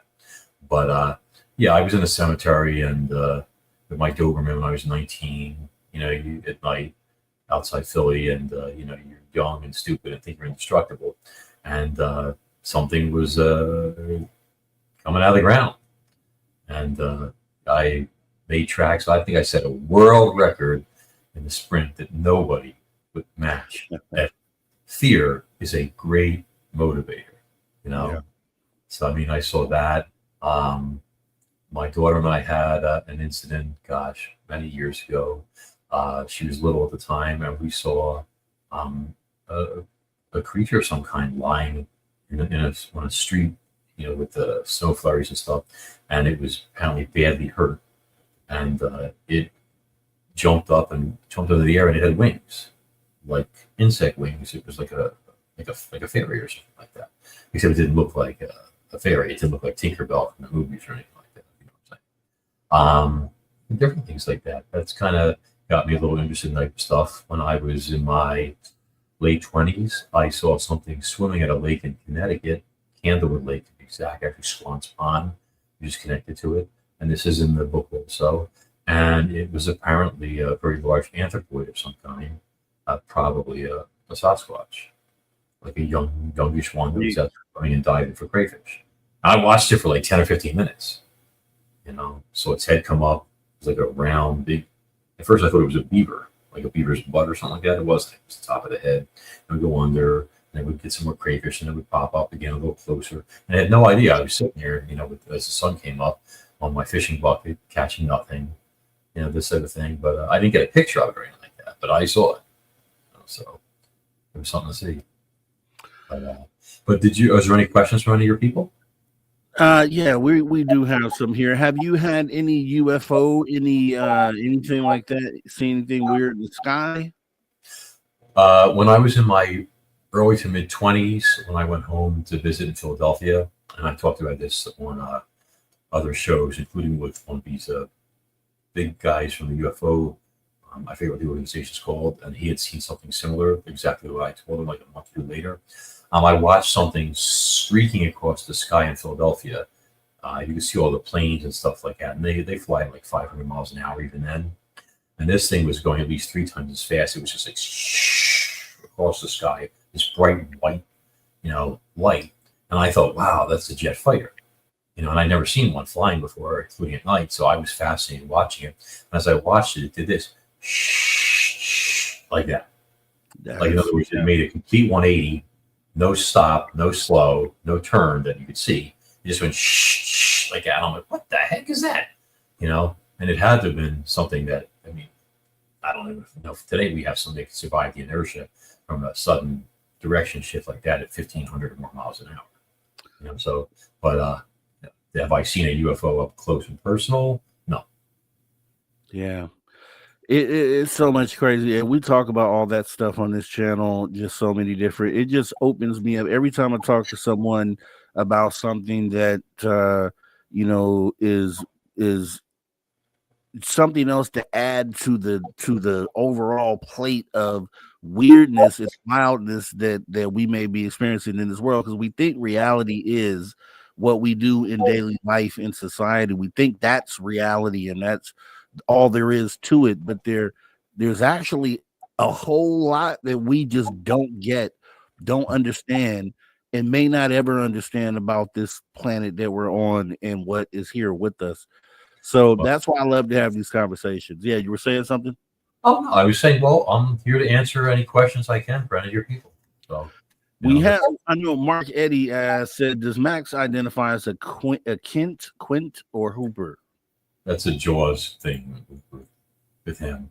I would definitely be Quint, actually. And I have fished out of Montauk back in the day, where the guy that was the inspiration for Quint had fished and stuff. And I think I have photos of pictures of this maniac on the wall. He actually climbed on top of a dead blue whale carcass that a great white was feeding off of, like an 18-footer. And he mooned the shark from like 3 feet away. Oh, no. Picture him pulling his pants down with his naked butt, mooning a feeding great white shark. And I'm like, well, that's one way to lose your what, if you know what I'm saying.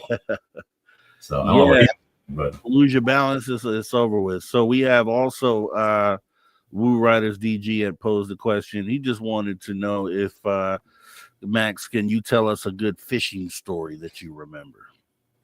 Well, there's been a lot, but let's see. I would say there was one where I think it's in Monsters Marine Mysteries, where the fishing rod got destroyed. My guide, he had what he called an unlimited class grouper rod, which was indestructible and guaranteed for life. Okay, that was before he made a mistake of handing me it.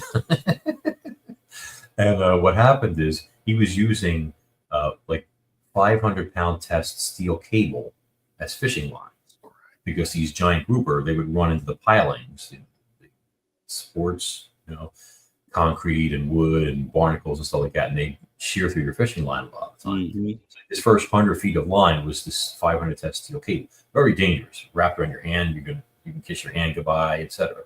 So I hooked into something like, I think it was a smallish grouper that weighed maybe 100 pounds, and then on the way up, it got slammed by something much bigger that came out of a deep hole on the ocean floor. It's like Port Charlotte, where the phosphate docks used to be, and I got yanked sideways away from the polling platform, hit the gunnels, and I was holding on for dear life. And the rod just went like, and twisted into like a mess, like a pretzel almost. These giant steel guides were all like this. And then you heard this sound. It was, yeah, and it ripped all the steel line off. And as soon as it got to the monofilament, it snapped it like it was nothing. And I was just holding on for dear life. And he was like, well, I don't know what that was. That must have been one of them there 800-pounders of people see that nobody could ever bring in. Well, that was what happened. Yeah, you need a winch. You need a winch or something to bring something in like that. Yeah, definitely understand that. Xanos had two questions that are similar, so I'll ask. Okay, well, I guess I could ask them both. What eats Megalodon? A bigger Megalodon? Well, let's see. There was this raptorial sperm whale named Leviathan melvillei, named after Herman Melville, who wrote Moby Dick. That was basically like a gigantic orca. So you figure it was just bigger than Megalodon and traveled in pods. It's quite likely that the predator-prey interaction between them was kind of like the great white is to the killer whale today. So it's possible, maybe perhaps even likely, that at times a Megalodon, especially like a smaller or subadult one, would end up being prey for Leviathan that would, slam into it, cripple it, rip its tail off, or turn it upside down, use tonic and mobility. When sharks turn upside down, many of them, they just get paralyzed and they can't move. And, and then it's liver with fried onions time or something like that. So, of course, a bigger Megalodon would be a smaller one sometimes. I mean, it happens with white sharks. And this was a part 2 to that question from Xanos, also asking, could a giant squid take on a Meg? They would take one hellacious squid. Let's put it that way. Although the USS Stein, which I investigated in the book, does suggest the possibility of a squid that could be maybe 175 feet long. So if that's the case, then yeah. Awesome stuff. I had a question here. Let's see. There's no reference. Paul Damon, let me know exactly what you mean by this question, the question you posed. Because I don't understand it. Repost it if you can. And let's see. Okay, so we're good there. So I'd like to have you spend some time here because we have about 7 minutes left to talk about your books. Let's talk about some of the books, maybe some of the titles, what they're about, where people can get them. All the links will also be posted here in the chat, guys, just so you know, in the description for this video. Sure. Well, the first book I ever wrote is a shocking, appalling, and hilarious investigation into the evils of the health club industry. I used to work there while doing, including while writing, learning how to write on the side and stuff. But it's called Memoirs of a Gym Rat. And if you want a nonfiction thrill ride / horror fest / laugh until you pee yourself type of book, that is something you want to check out. I would even recommend the audiobook version because he was a riot. He was an actor and a stand-up comedian, and he did all these different voices when he for the book. And it's some great stuff. Might make you cancel your gym membership or at least wear a flip-flop or something in the showers and stuff. But good stuff. Then I started writing the Cronus Rising series, in which there are 5 full-length novels, which is Cronus Rising, Kraken 1, 2, and 3, and then there is a novelette called Cronus Rising Diablo, Cronus Rising Plague, and then the novella, which came out most recently, which is Cronus Rising Purgatory, which people like because it's 100+ pages of nonstop action, fight for survival, dinosaurs, demonic beings, all sorts of stuff like that. So there's all that. I have done Monsters and Marine Mysteries, which is a series of investigations into a lot of different cryptids and tries to apply real science to them, and as well as supportive evidence of showing what may actually be out there. So my personal experiences are in there as well. And the last book I did was this one, The Sleigh. And this one is a Christmas horror thriller / detective book. And it basically, let's put it this way. Once you read this, Christmas ain't never going to be the same. Okay. It's got it all. Including something very unpleasant that you definitely, what's that thing in the front say? It's Christmas Eve. Pray he doesn't come down your chimney. So, it's not Santa. I'll ask this question too. T-Bone wanted me to ask this, and I also saw this when I was looking into you earlier, and I'm glad he reminded me to ask you this. But What's the connection with Tribe Called Quest? Oh gosh. Well, originally I went to college to be an animator, and I was working for John Woo and his brother Roger Woo, doing animation freelance stuff for them, like for MTV and stuff like that. And then one day they called me up and they asked me to act in a video, in a rap video. And I'm like, I'm not an actor, but they wanted somebody to play a police officer, and they knew me and they liked me and they wanted me to, do the job or whatever. And but I'm like, I don't know how to act. They're like, it's okay. There's only one line, we'll take you through it, all this stuff. So I went there, and it turned out that the director was a kid that I went to high school with. He was a junior when I was a senior. He didn't recognize me because I put on like 60 or 70 pounds of muscle in the, 5 years or whatever it had been since we've seen each other last and stuff. But, and yeah, we did the video, and it's that song, I Left My Wallet in El Segundo, which there's a link on my website, actually both my websites, if you see it there, or you can just find it on YouTube. And you'll see the guy with the sunglasses looking like a cop in the center with these other two knuckleheads, and that's me. And also a very young, just starting out, Peter Dinklage is in the video also, from Game of Thrones and all that. So very nice guy. That is awesome. That is a classic, one of their classics too. And I'm going to post that out there for the chat, just in case they want to go and see Max in his younger day playing a police officer in the Tribe Called Quest video. Because I've seen it so many times before, but now I just can't recall. But I'm going to go back and say, okay, there's Max right there. Okay, that's right. And remember, they had their movie out. Remember a couple of years ago, the Tribe Called Quest. Yes. So that video was in the movie, if I'm not mistaken, which means I was seen larger than life in movie theaters all across the country. Ah, okay. I like that. That's good stuff. That's good stuff. Man, okay. So let me ask you this. What is your next step as far as, obviously you're writing the novels on Megalodon and those adventures there. What do you hope to kind of further the research or looking into, what do you hope to do with this before you hang it all up? Well, I don't know if I'm hanging anything up these days except my laundry, but my research is when something comes to me and I feel passion for it, and I'm like, people got to know about this. So it could be like, for example, I developed a theory and wrote a formal scientific paper on it, on how plesiosaurs swam.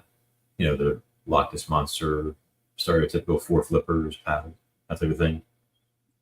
And it's gotten more reads than any 5 or 6, comparable papers out there by seasoned professionals, with doctorates and paleontologists and such. So when I come up with an idea that I feel a passion for and I think people need to know about it, I will develop it and put it out there and do the best I can to let people know. But beyond that, I'll be working on books. I'll be working on more videos or documentaries as evidence comes about. I have recently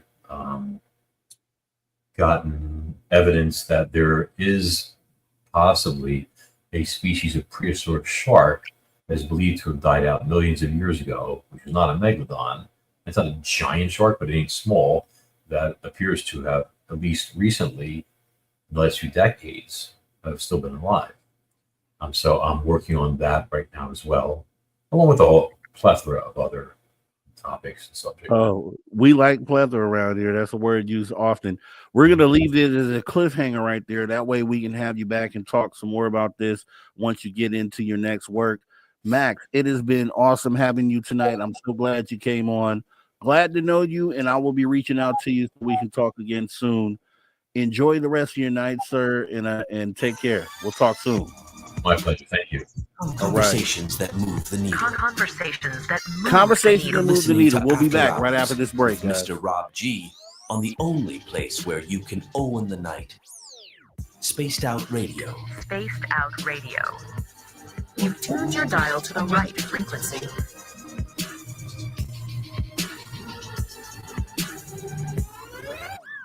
All right, we'll be right back after this break. See you guys in 5 minutes.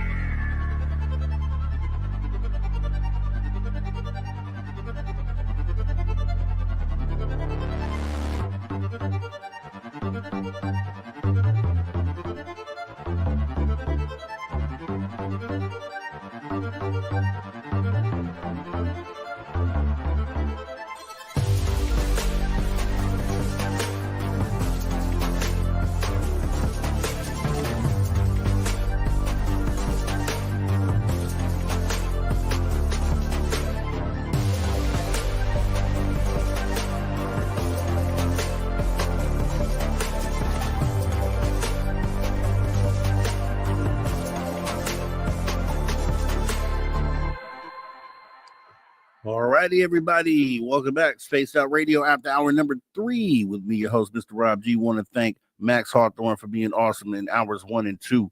I also want to go ahead and get you ready for hour 3 because it's going to be epic. Make sure you don't go anywhere. We have about 10 seconds before we come back from radio, guys. Let's get into it. Right about now. Here we go.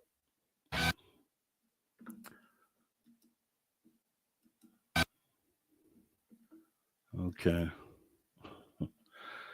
All right. So there's other plans here. So let me go ahead and make sure we do this seamlessly. This program does this on at the same time every night. So we have to figure that out.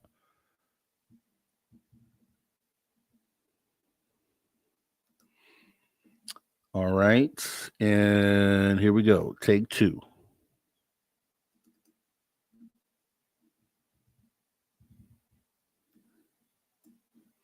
Take 2. Here we go.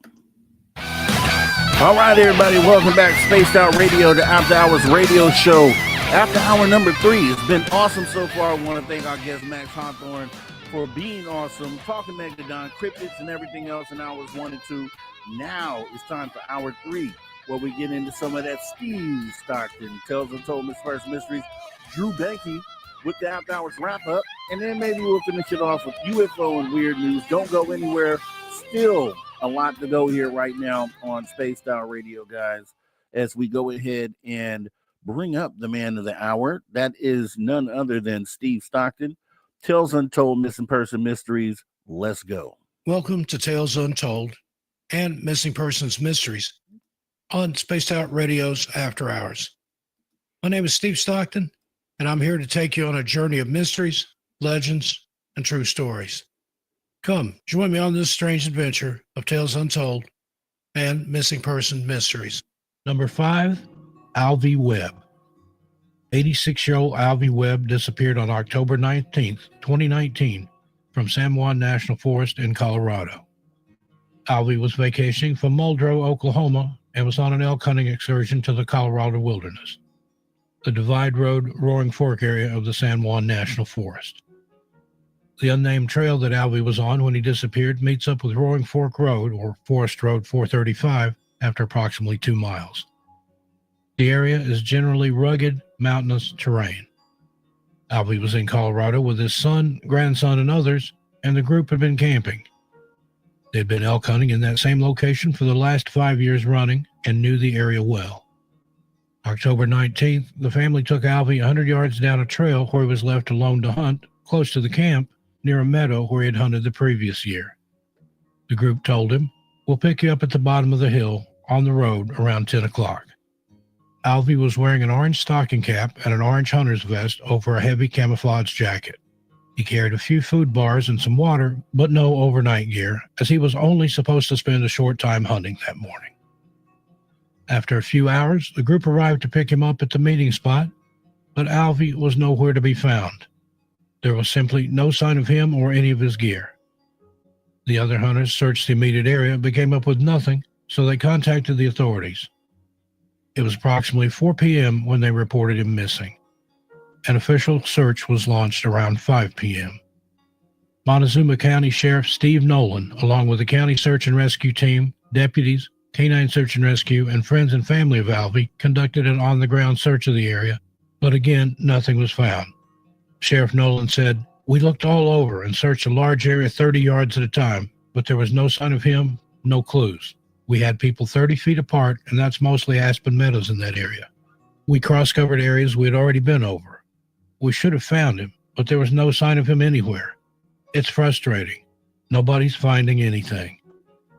A Colorado National Guard Black Hawk helicopter, Flight for Life helicopter, and a Mesa Verde Civil Air Patrol plane also searched the heavily wooded area. Drones were sent up at night, equipped with infrared, but no heat signatures were detected. Alvy had a cell phone, but it was either turned off or its battery ran down on Friday, October 18th. The authorities had no luck finding a signal to track. On Monday, October 25, the area was being searched in a grid pattern. Around 9 or 9:30 a.m., someone thought they heard a muffled gunshot, but nothing came of it. The official search was called off, but Alvy's family and friends continued to search the area for some time afterwards with no results. Alvy had some trouble walking, given his age, and wasn't expected to hike a long distance, so the authorities were puzzled when he couldn't be located after such an intense and extensive search. Friends and family members said he did not have any disabilities and that he was still very mentally alert. Sheriff Nolan said that he didn't believe Alvy would have walked very far. The altitude at that location is about 9,500 feet, and the sheriff said Alvy had only been in the area a couple of days before going off hunting, so he hadn't had time to acclimate to the thinner air. A strong winter storm moved into Colorado after Alvy's disappearance, resulting in a large temperature swing, dropping temperatures into the 20 degrees or lower Fahrenheit. Did Alvy walk further than he intended, despite the altitude and his age? Did he end up in an accident and succumb to the below freezing temperatures? Surely the large-scale search efforts would have uncovered something. Could a large predatory animal be to blame? No clues were found to that effect, so it's unlikely. The unknowns about Alvy's case are many, and it's as if he simply vanished. As of December 28, 2020, Alvy remains missing, and there have been no further updates. Number 4. Carl Crumrine. 69-year-old Carl Crumrine disappeared on October 14, 2019, when he was reported overdue from a group hunting trip in the Lyman Lake area of the Uinta-Wasatch Cache National Forest in Utah. The other people in his hunting party said they last saw him around 5:30 a.m. that morning, and he was reported missing after he failed to return to camp that night. Local authorities began searching immediately thereafter and continued for days on end. Carl was 5 feet 10 inches tall with gray hair and blue eyes. He was wearing a camouflage shirt, pants, coat, hat, and backpack with an orange hunter's vest. Summit County Sheriff's Lieutenant Andrew Wright said, "We've covered a lot of terrain over the last 4 days. It's unfortunate. We haven't found any sign of him." The official search continued into that weekend, and a storm was expected to hit. Regardless, a volunteer search was organized by the Garrett Bardsley Foundation and was planned for Saturday morning. People called in from all around to ask how they could assist in the search for Carl. A combined total of over 2,500 hours was spent looking for Carl, but there were no discoveries. On October 5, 2020, nearly a year after Carl's disappearance, human remains, along with clothing, a survival pack, and a rifle, were found by a hunter in the Lyman Lake area of Summit County, Utah. Days after, the remains were confirmed to be those of Carl Crumrine by the state's medical examiner. In an interview with Fox 13, Carl's son, Paul, said, "I definitely feel like a great sense of closure now that we know what's happened. Just that not knowing for the last year has been really hard. I'd just like to thank everybody for their support over the last year. I have people praying for my family and they don't even know us. So that right there is also a nice support and a great feeling." The Summit County Sheriff's Office stated that Carl's remains were located within approximately a mile of where the group had been camping in October of 2019. The Sheriff's Office also said the area where his remains were found is a very dense wooded area with fallen timber. What does that mean for Carl's death? Was he unable to get out of such a densely wooded area because of his health issues? How did he manage to get himself to such a location? As of December 28, 2020, Carl's cause of death remains unknown, and there have been no further updates. Number 3, Jerry Lee McKeon. 48-year-old Jerry McKeon disappeared on September 21, 2002, after leaving his home on Old Malin Highway in Malin, Oregon. Jerry was last seen leaving his home between 4:30 and 5:30 a.m. He left in his brown and white 86 GMC pickup. Jerry had a distinctive camper shell on the truck that covered the length of the bed, as well as a Honda 185 XL motorcycle that attached beside the canopy. He used the motorbike to explore the thicker wilderness areas. He carried a bow and arrow, preferring that over the use of a firearm. Jerry was no stranger to the wilderness, and he was locally renowned as an avid outdoorsman. He grew crops on the family farm and shared the farmhouse with his parents, Clifford and Bertha McKeon. Jerry was single, independent, and came and went as he pleased. It wasn't unusual for Jerry to go hunting alone. He was right in his element. What happened on September 21 to make that hunting trip any different? Nearly 100 volunteers combed a portion of the Modoc National Forest when the sheriff's office saying no trace of the missing man, no clues whatsoever were found. The search included canine teams and a helicopter search for the California Highway Patrol. GPS devices were used to make sure no areas were missed within 8 to 10 square miles. 2 weeks after Jerry's disappearance, on October 8, 2002, his truck was located west of Medicine Lake Road in a heavily wooded area in Siskiyou County, California. This area lies in the shadow of Mount Shasta. There were some hunters purchasing a box of potatoes from a packing shed in the valley, and on the wall was a poster with information on Jerry's disappearance, including a picture of his GMC pickup. Later, when the hunters spotted Jerry's truck, they knew that it was the one from the missing poster. Jerry's friends and family went to the place where his truck was found. Jerry's mother, Bertha McKeon, said, "It looked pretty much just like you'd think he'd leave it." She also said his disappearance was hard to believe and that they were doing all right, as good as can be expected, but there's a real puzzlement to it. Bertha also said she knew her son was in trouble as soon as she realized he was missing.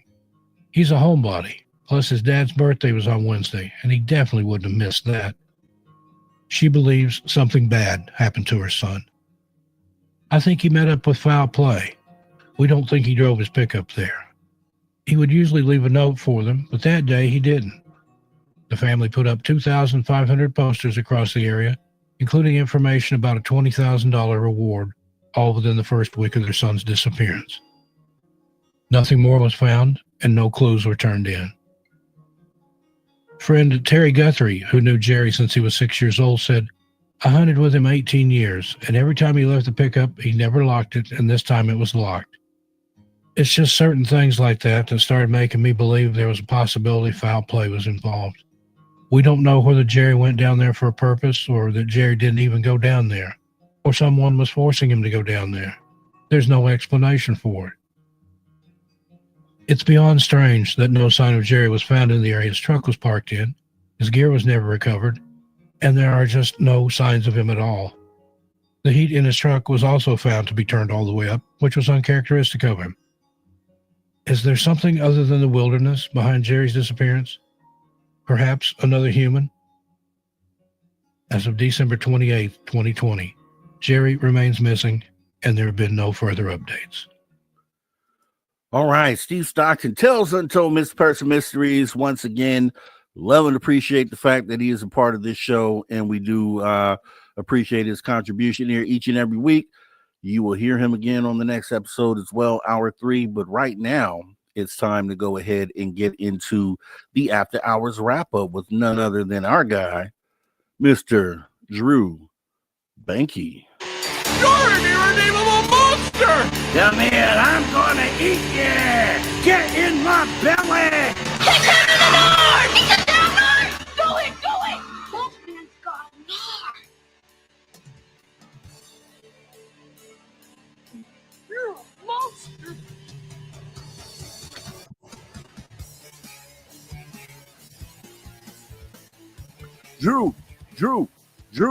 Drew Banky with the After Hours wrap up.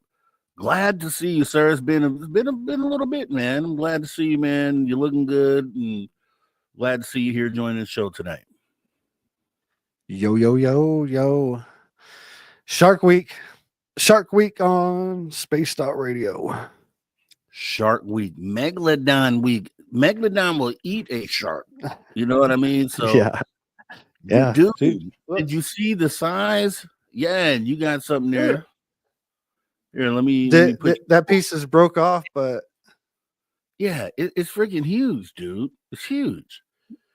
So isn't it crazy to hold something that's over 3.5 million years old in your hand? Yeah, well, here's the backside of it. I've never done so. That is amazing, sir. That was in something's mouth, man. That was part of something's mouth at some point in time.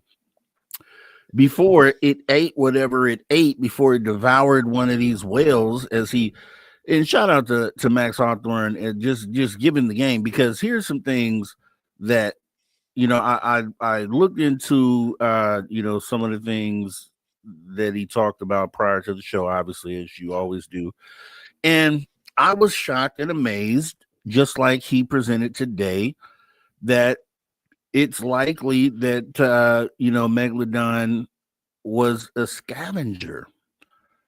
And that kind of blew my mind, because you look in the movies, obviously, pop culture once again strikes again, and they present Megalodon as something that is out there, super quick, super on the hunt, and eating any and everything that it crosses paths with. And that just shows you the what you see when it comes to pop culture versus what the actual evidence shows. And that happens in if you look at a lot of different things that they kind of misrepresent, right, in the movies. It's pretty crazy. Sure.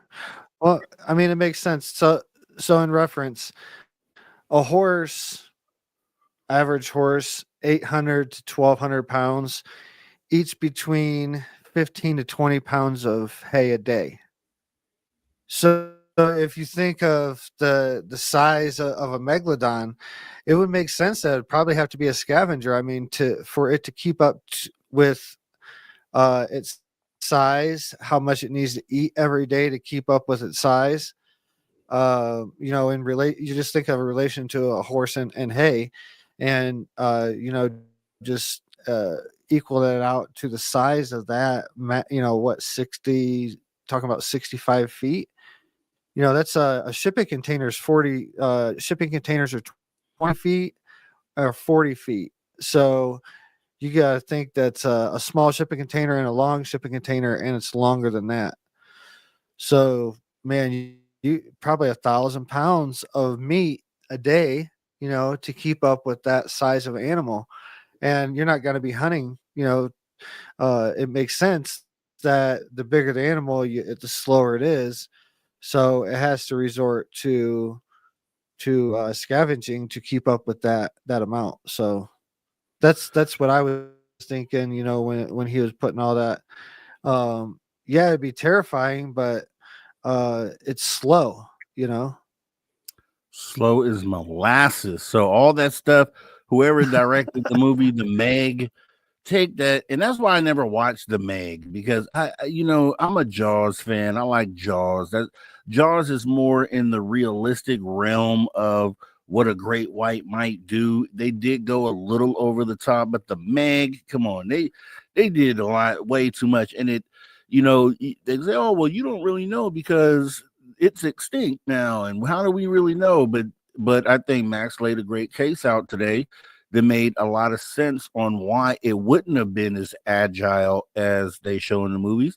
And yeah, 11 miles per hour, you're not chasing anything down. You're not chasing, well, you're probably chasing me because I can't swim faster than that in the water. But most things that are already in the water, you're not going to catch those things at 11 miles per hour, buddy. It's just not going to happen.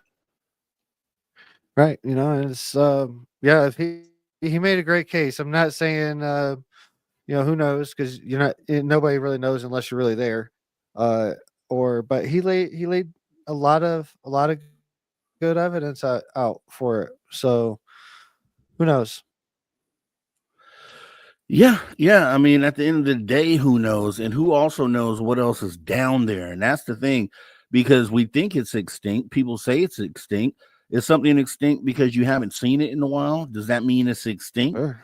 So where's the real record of, or the proof of something that has actually gone extinct? It's just literally extinct in your mind because you haven't seen it lately, but it could be down there, because we all know that 95% of the ocean is undiscovered, unsearched. So we don't really know what else is down there. The Meg could be down there just chilling.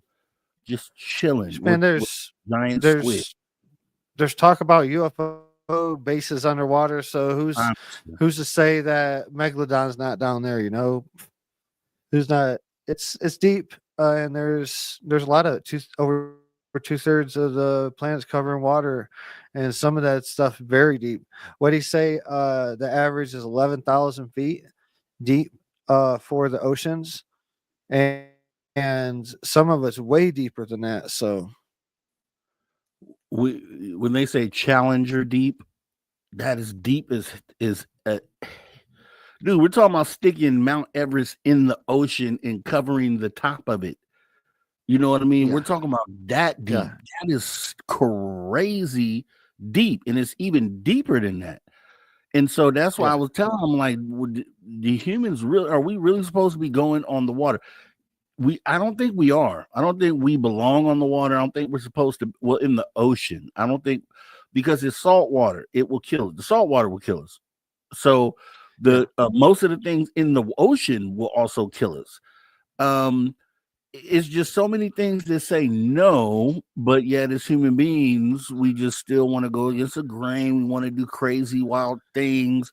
We want to climb rock faces without ropes. You know, we want to walk on the edge of the wing of planes with no secured, no straps. And then we want to go in the Just ocean. it's summiting season right now. It started summiting season in Everest, and all these videos are coming up of people going up there to summit, and every other person losing, someone dying in their group up there from oxygen, from not having enough oxygen. The last push that you go for the summit of Everest, you have to go with oxygen. And all this stuff. Me and my wife always look at each other like, why? That's something that I would never do. I don't have any drive to see what it feels like at the top of Everest, and especially like the lines and stuff like that. You got just a front to back line of hundreds of people all the way up to the summit waiting, and some of those people are dying because the lines are so long. It's just crazy. But I don't know. It's when I went to Hawaii, I don't know, probably 5-6 years ago, I was in Oahu, and we took this little fishing charter, me and a buddy, while we were there. And going out, I was watching the depth finder on the boat. We were doing like a tuna charter, and it was like 1,000 feet, 1,500, 750 feet, 800 feet. And all of a sudden we hit this ledge, and it went to like 24,000 feet, like just this straight ledge. And that's when we got the first hit of a tuna at that point. But that was, maybe about a mile or two off the coast of Oahu, this ledge dropped off. And it was just really, really deep blue. And I've never been in water that deep. I've been in like the Gulf of Mexico, a couple 100 feet deep is about as deep as you're going to get out there. But being way out in the Pacific and just knowing that it was that deep of water below you, it's a weird thing to take in. Have you ever? What was your experience like with the first time you went into really deep water? Okay, so I'm glad you asked, and I'll tell that story really quick. Shout out to Oahu though, because I was born there, man. So every time anyone says Oahu, I had a need to have a drink, but I don't have one with me right now. But you were born in Oahu? Yeah, Oahu, Honolulu, Hawaii. Nice. So shout out to everybody from out there, from the Big Island. But yeah, no, I went fishing, and that's what it was. I went fishing on a charter boat that I didn't really want to go on at first, because it was in the Bay Area. There's a news station out there that did this trip for kids, and they would do it every week. So my dad decided to send us on one of those trips with the news station, and we went. We got on a fishing boat, which in looking at it seems pretty big, but as we left the bay and went under the Golden Gate Bridge and then kept going to the open ocean, and then kept going for like 45 more minutes until we couldn't see land anymore, then I was like, whoa, because then it really hits you, the vastness of what you're in, and that the thing that you're on is so small. And I just couldn't wait until the trip was over. I just was like, let's go back. But that's about a time when the deepest I've been on cruise ships, but there's nothing like a fishing boat in the middle of the ocean. That one will get you. We got 5 seconds here before we go to break. Guys, don't go anywhere. It's awesome. It's Drew Banky. It's the After Hours wrap up right here on Spaced Out Radio, the After Hours radio show. We'll be back, and we'll be wrapping things up in about 30 minutes, guys. come back. If you leave, come back. Come right back. Bring popcorn. Bring a friend. It's going to be fun. I promise. See you back here in a minute.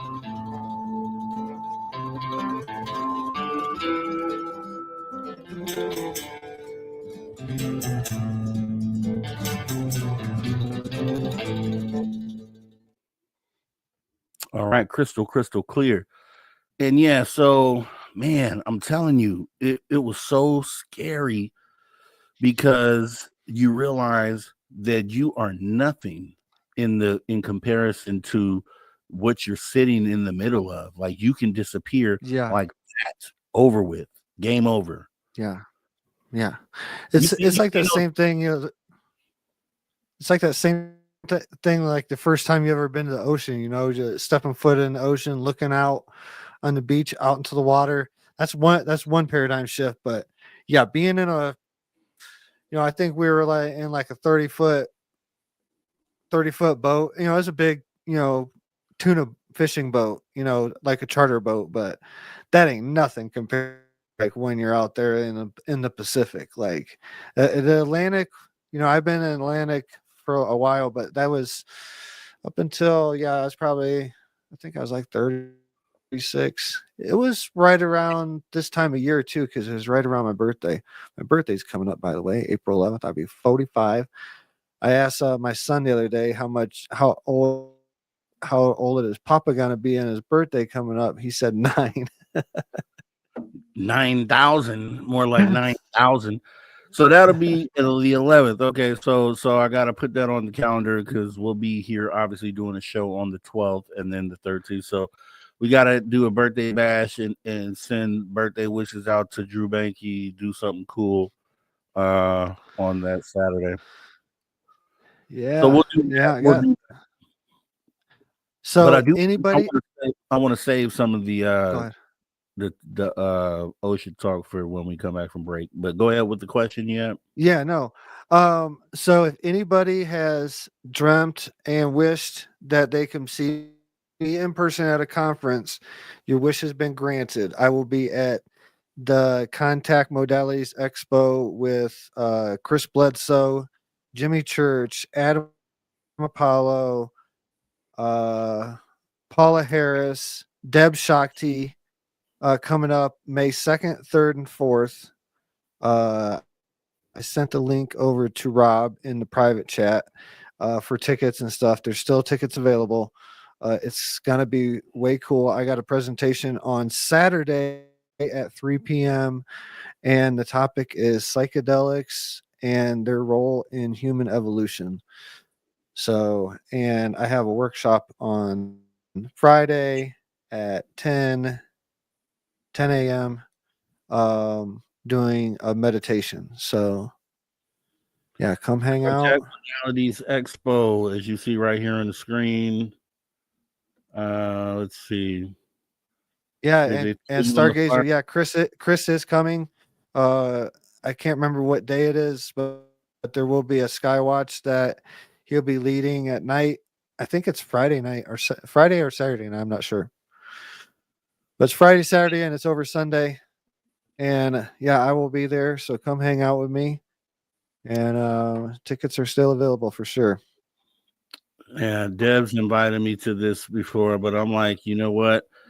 I wish I could, but I'm way over in California. So when you talk about like a Wisconsin or you talk about, you know, that's just a man. There's one in right before this one. There's one next month, April, that Karen Hill with Tucson MUFON was telling me about. It's in Arizona. And I'm like, now that's one I can probably make it to, like, realistically. Like, you know, I don't know if I can. How am I going to get there? It's too far. You know, do all this. But I know you're going to represent, man. I know you're going to crush it. Are you going to get some video from it? Is it going to be recorded? I'm not sure. I got some friends that are in Chicago area, so they're coming there. So I'm gonna put one of them on camera duty, especially so I'll have somebody recording. But it's a lot of amazing news. I just hired an agent too, and he's got connections to News Nation, and they have headquarters in Chicago, which so I already got my tickets. I'm flying out to this thing. And I already got my tickets. I'm flying into Chicago O'Hare Airport. So he is trying to set up to where I either do an interview when I land, in between me going, because I'm going on Thursday. I'm flying on Thursday, the day before. So he's setting up to where I do an interview either in Chicago or they come out and do an interview at the place, because it's only like an hour away from O'Hare. So That's awesome. But yeah, stuff. a lot Big of time. cool stuff going on. Big time. We got 5 seconds left when we come back right now. Here we go.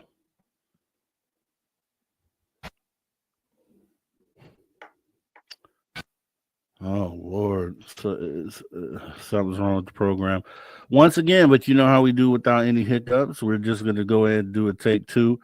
But I got to figure that out. This program is doing silly things that it shouldn't do. But that doesn't stop the show. Here we go.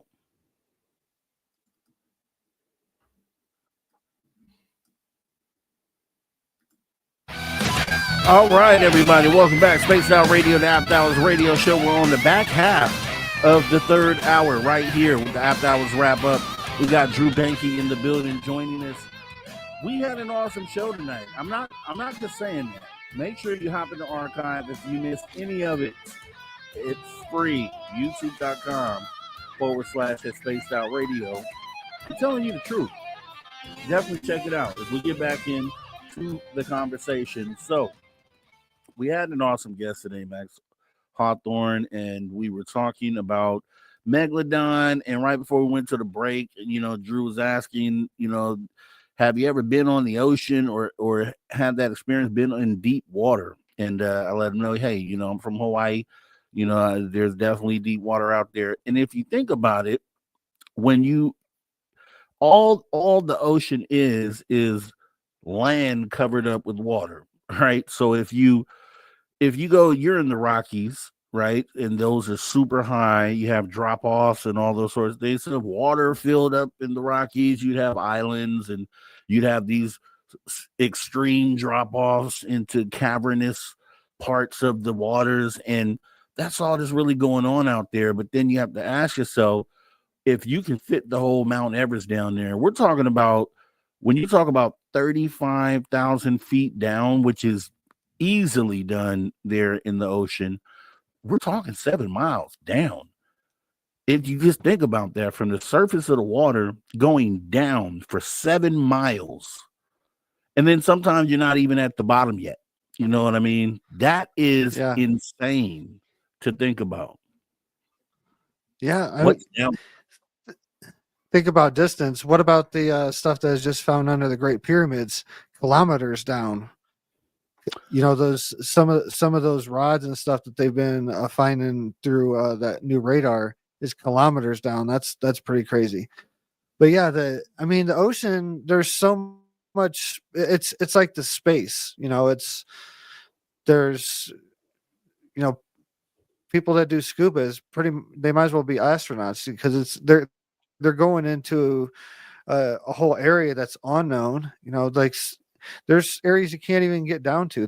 No human has ever been down there, and some of it you can't even get camera equipment down there and back because the pressure is too much.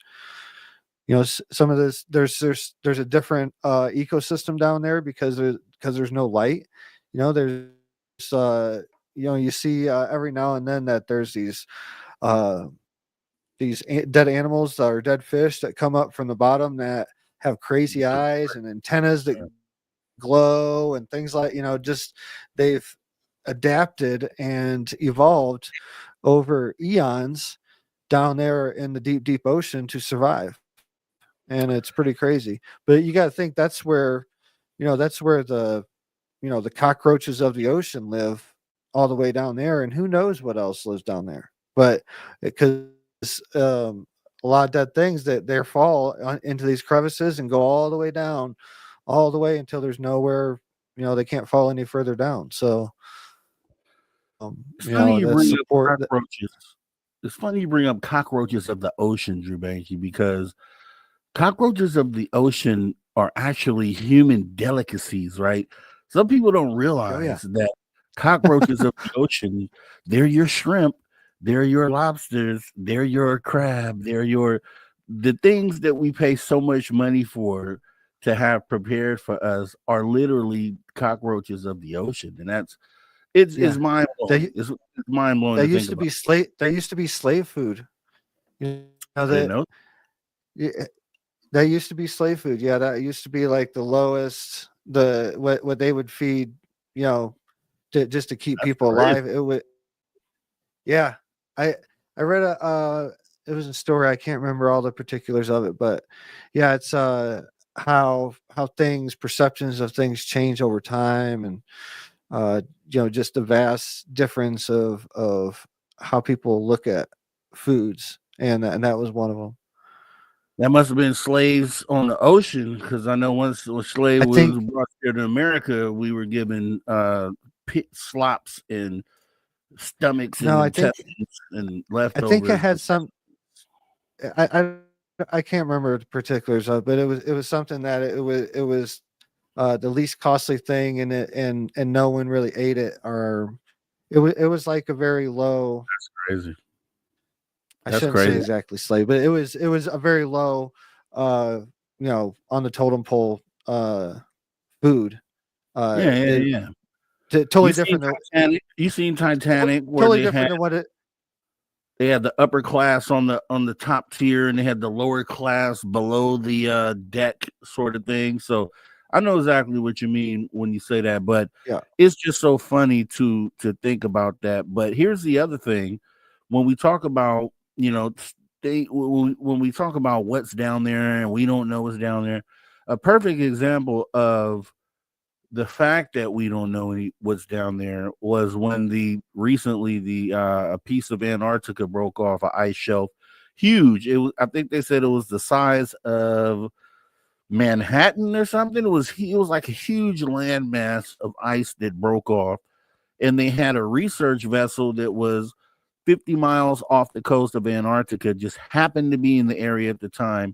So they took the opportunity to immediately head there so that they could see what was underneath the ice now that it had broken off. And they got there, they sent down a submersible, and they found all sorts of weird things living. And they were just like, it's just another example of things down there that don't need the sun to live, and they're living off of other means and mechanisms. And it was crazy. The lady that I saw giving the interview was saying we discovered 6 new things already, and that was just in the initial breaking down the information. But there's so much stuff down there. And here's the thing, right? With the government spending so much time in subs, not just ours, but governments around the world, with them being deep sea and subs like year round in some cases down under that water.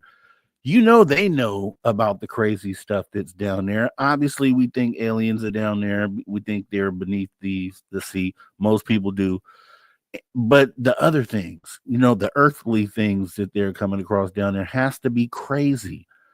Coming across a whale at 30,000 or however deep these subs go, and then just a whale passing in front of you and you get it on sonar, or even with the UFO cases where instead of a whale you got this thing zipping through the water like 1,000 miles per hour or something like that. It's got to mess with your mind to be down there and not be able to see out any windows or anything. You know what I mean? You're just depending on sonar really to gauge what it is that you're looking at, which is it's got to mess with your mind. Yeah, for sure. There's a lot of stuff that goes on down there that we don't know about. There's a lot of stuff that we probably will never know about. Hopefully, like with disclosure, like as it's unfolding, with the USOs. Is that the correct acronym? USOs. Yeah, USOs. Okay, USOs. I know what I'm talking about. Yeah, you do. Yeah, yeah. So when you sounds get up great. there And when you get up there and go and have that speech at that thing, yeah, you need to know USOs. He's like, USOs, I don't USOs. know. I'm talking about psychedelic. I'm talking about psychedelics. So, yeah, I won't be talking.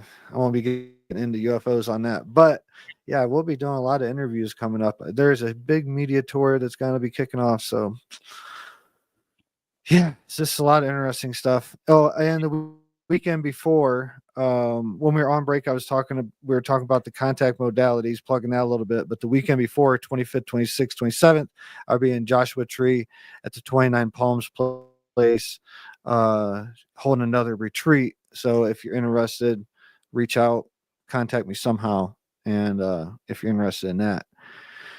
But yeah.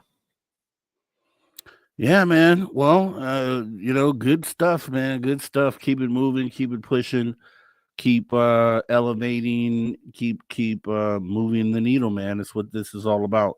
Get the message out there on a larger stage. You know what I'm saying? Do it for the people. The people need to know. And if you're being put in a position to do it, serve the people well and deliver that message, man. You know what we talk about all the time here. And I know you're going to do exactly that as we have about 10 minutes left. And it's so funny that you talked about the pyramids because one of the stories that I'll be getting into for the news tonight is about the pyramid. I don't know if it's the same thing that you're talking about, but I think they said something about finding potentially some underground city maybe or something like that. Is that the same thing you were talking about? Yeah, they found pillars, and it goes all the way down. So down like kilometers up underneath the the Great Pyramid. So yeah. Oh, Yeah, that's the first ironically, thing I heard I went to that Dr. Phil live, that comedy show in Denver a while back. And this agency, one of the main people that pretty much a guarantee that they have a connection with is Dr. Phil. So I might be on the actual Dr. Phil. And Fox News, News Nation is a couple of the ones that they have really good connections with. So and other places that I've been trying to get on to for a while, they have connections with. So that's stay what's tuned, up, man. That's what's up, man. Stay tuned. You're gonna outgrow us here at Spaced Out Radio at some point, man. You got agents Yeah, now. I may. Now we need to talk to your Yeah, agents and stuff. We can't call you directly anymore. I got you. Yeah, It's got, I got to have a percentage of SOR. You hear that, Dave Scott? Let's see. We'll be doing the after hours wrap up with I don't know. I know you'll Yeah, promote. You always do. You always bring us up on all the platforms you go on now, which is awesome. So I know we're gonna get the shout out on Rogan and all the other stages that you go on. So that's what's up. I love that. Yeah, I was gonna sell patches. Like when I do hit Rogan, I was gonna sell patches and everything. By the way, people that don't follow me that are not following me on social medias, I did post a copy, a screenshot of the email and everything on my socials to Rogan's booking agent and everything. So yeah, still waiting on a response from that, but yeah, there's a lot of other things in the work that I got. As soon as I know particular details of when things are happening, but there's going to be a big media tour coming up. So, well, good stuff, man. Keep up the great work. Keep manifesting. Keep bringing the great energy in. And we talked about a long time ago, like as long as that's the case, then things will fall into place. Things will happen, and that goes for everybody else out there too, that is trying to find themselves in a better situation.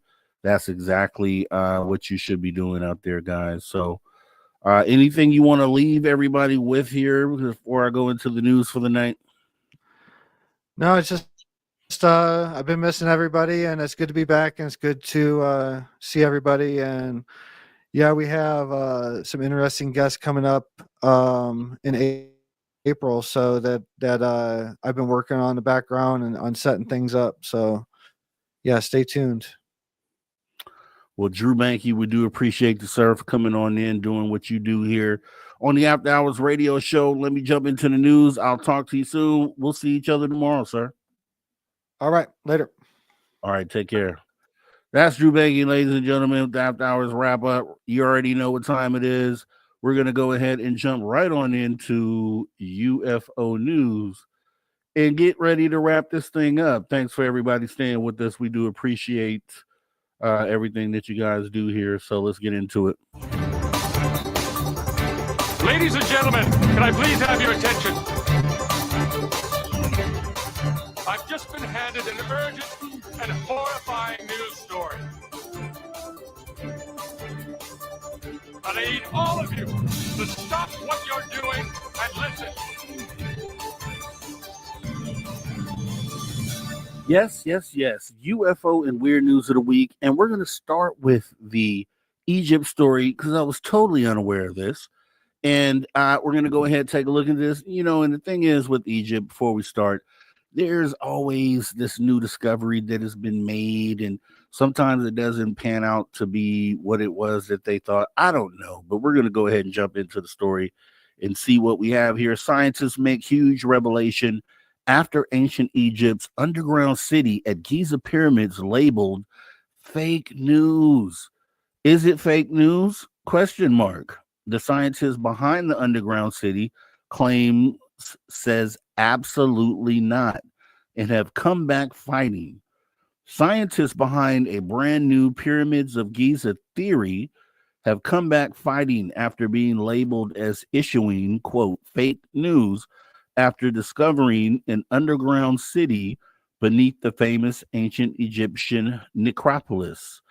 This week, the historic world of Egyptology has been somewhat of a mudslinging match after a potentially groundbreaking discovery by a team of 3 Italian researchers examining the Giza site near Cairo.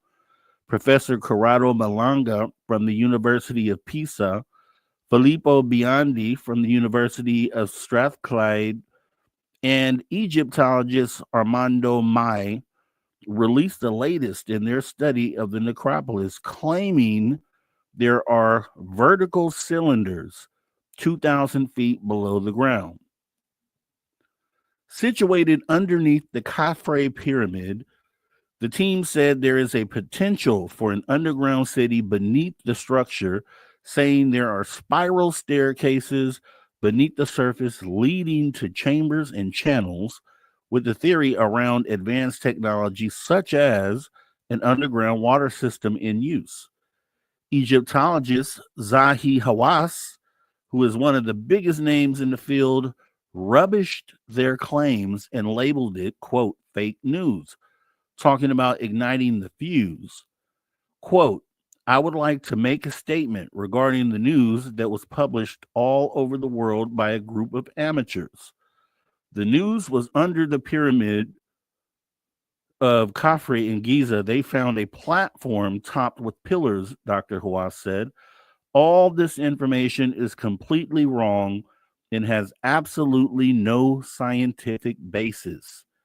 Quote, in addition, the Ministry of Tourism and Antiquity did not give permission to any individuals or institutions to work inside or outside the second pyramid. Well, the research team wasn't having it and has come back with more. As reported by Mail Online, they have now said they have a confidence level well above 85% that what they found is real. And what's more, the team said it expands beyond the Khafre pyramid to the entire Giza plateau, which includes the pyramid of Khufu, Khafre, and Menkaure, as well as the giant Sphinx. Nicole Sicole, the project spokesperson, said the T fired high-frequency electromagnetic waves into the surface below the complex, with how and when they bounced back, forming the picture that they came across. Sicole explained that the data was processed using a specialized algorithm to find the enormous looking downward spirals and chambers. Professor Lawrence Conyers, a radar expert at the University of Denver who focuses on archaeology, said it was conceivable that there is a structure underneath the pyramids themselves, as the site was of clear importance to the ancient Egyptian civilization. The work from Professor Malanga, Bionde, and Mai has yet to be peer reviewed, so ultimately the jury is still out on what they are claiming to have found. Speaking to the Mail, they admitted themselves that further validation is recommended through additional tomographic scans and in situ verification. Quote, we estimate a correlation confidence of 85 to 90% with the hypothesis of a helical staircase within the well. Picole said, adding that there is a belief they date back around 3,800 years ago. So that's the story there. How do you feel about it?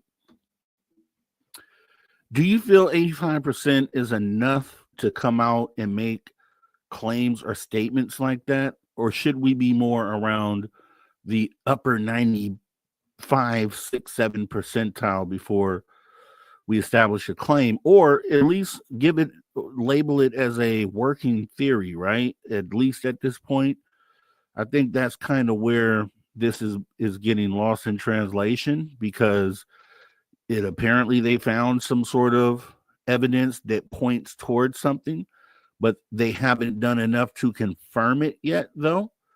So maybe premature to make an announcement, but as we know, over the years, when it comes to the pyramids in Egypt, there have been so many claims by so many archaeologists that have gone there to the site. You know, the person with the antiquities of the pyramids, the guy they always show on TV. You have to get permission to do anything down there. So it's like, okay, was that really done, or was it done in a manner that would have allowed them to come to this conclusion? If you look at the track record, a lot of the information ends up not being true. But at the same time, I think the Egyptians are kind of biased in their approach to who gets to bring out the evidence, right? So if it's someone from the outside bringing the evidence, they usually would prefer to be the ones to do it. So maybe that's the reason why they're going against it in the way that they are. They should all be working together. It's all for humanity. It's not one particular group.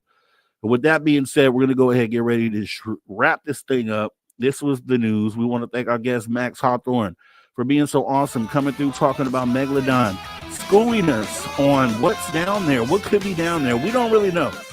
We'll talk to him again soon. We want to thank Drew Banky with After Hours Wrap Up. We want to thank Steve Stockton, Tales Untold, Mr. Person Mysteries. We also want to thank that guy you hear right there, Ron Bumblefoothall. He's the man that rocks us out each and every weekend. He tells us, he teaches us to never say never again, because the phenomena is real. Megalodons are real too. We saw the tooth, which means anything and everything is possible. If you love the show tonight, make sure you show your love by hitting that like button, throwing your horns up as well. It has been a pleasure once again serving you as your host tonight. I am Mr. Rob G. This is the After Hours Radio Show. And to all you space travelers out there, this isn't a goodbye, no farewell. However, you can best believe next time that we get together, we'll be doing this same time, same place, right here. Don't go anywhere. Also, this show has been copyright SOR Media Ventures Limited, Spaced Out Radio. We do appreciate you showing your love tonight. Thanks for coming in. We're going to have an awesome show tomorrow. Make sure you're here for that. Same time, same place. We are out of here, guys. Go enjoy your night.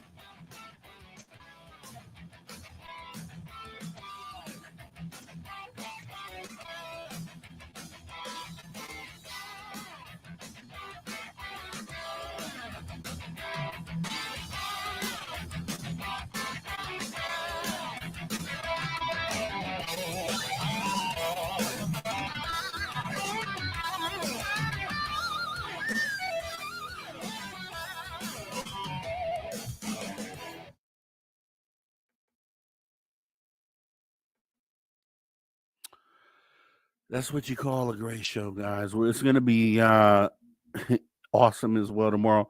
As Drew Banky said earlier, we got some great stuff coming up.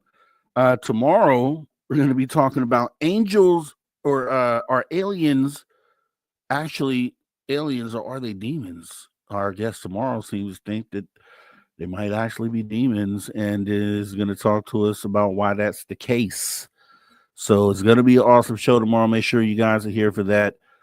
Joseph Jordan will be joining us. We have coming up is Drew was alluding to Jay Wasley will be here in a couple weeks from the Ghost Adventures TV show on Discovery Plus and the Travel Channel. So we'll be talking to him as well. I got a big name guy, one of the biggest in the field in this industry that we're in, that has almost committed to coming on in, and that person may be joining us soon. I'll let you know more about that as that develops, but we have talked via text. So that's how close we are. We're going to have some fantastic shows, guys, coming down the pipeline. Make sure if you're here for the first time that you go ahead and hit the notification bell because we do this 7 days a week. Right now, you're at the After Hours Radio Show, Saturday and Sundays, 8 p.m. Pacific until 11 p.m. You got Dave Scott with the Woo Train Monday through Friday, 9 p.m. until midnight. You got Lee and Tim now, I believe, with Element 115 on Fridays from 8 p.m. until 9. 7 days a week, you got something awesome going on right here at Spaced Out Radio. And we got some big things planned coming down the pipeline. So make sure you guys get aboard, stay aboard. And before you leave tonight, please hit the like button. Let's get over 100. I don't know where we're at. I don't check until way later. But let's make sure that we get there. Share with a friend as well. Let's get these views up. And I will see you guys tomorrow night. So same time, same place. You guys enjoy the rest of your night. And we will talk again tomorrow. I promise. We want retribution. That's how we get up out of here every single weekend. And we're going to do it again tonight. Take care.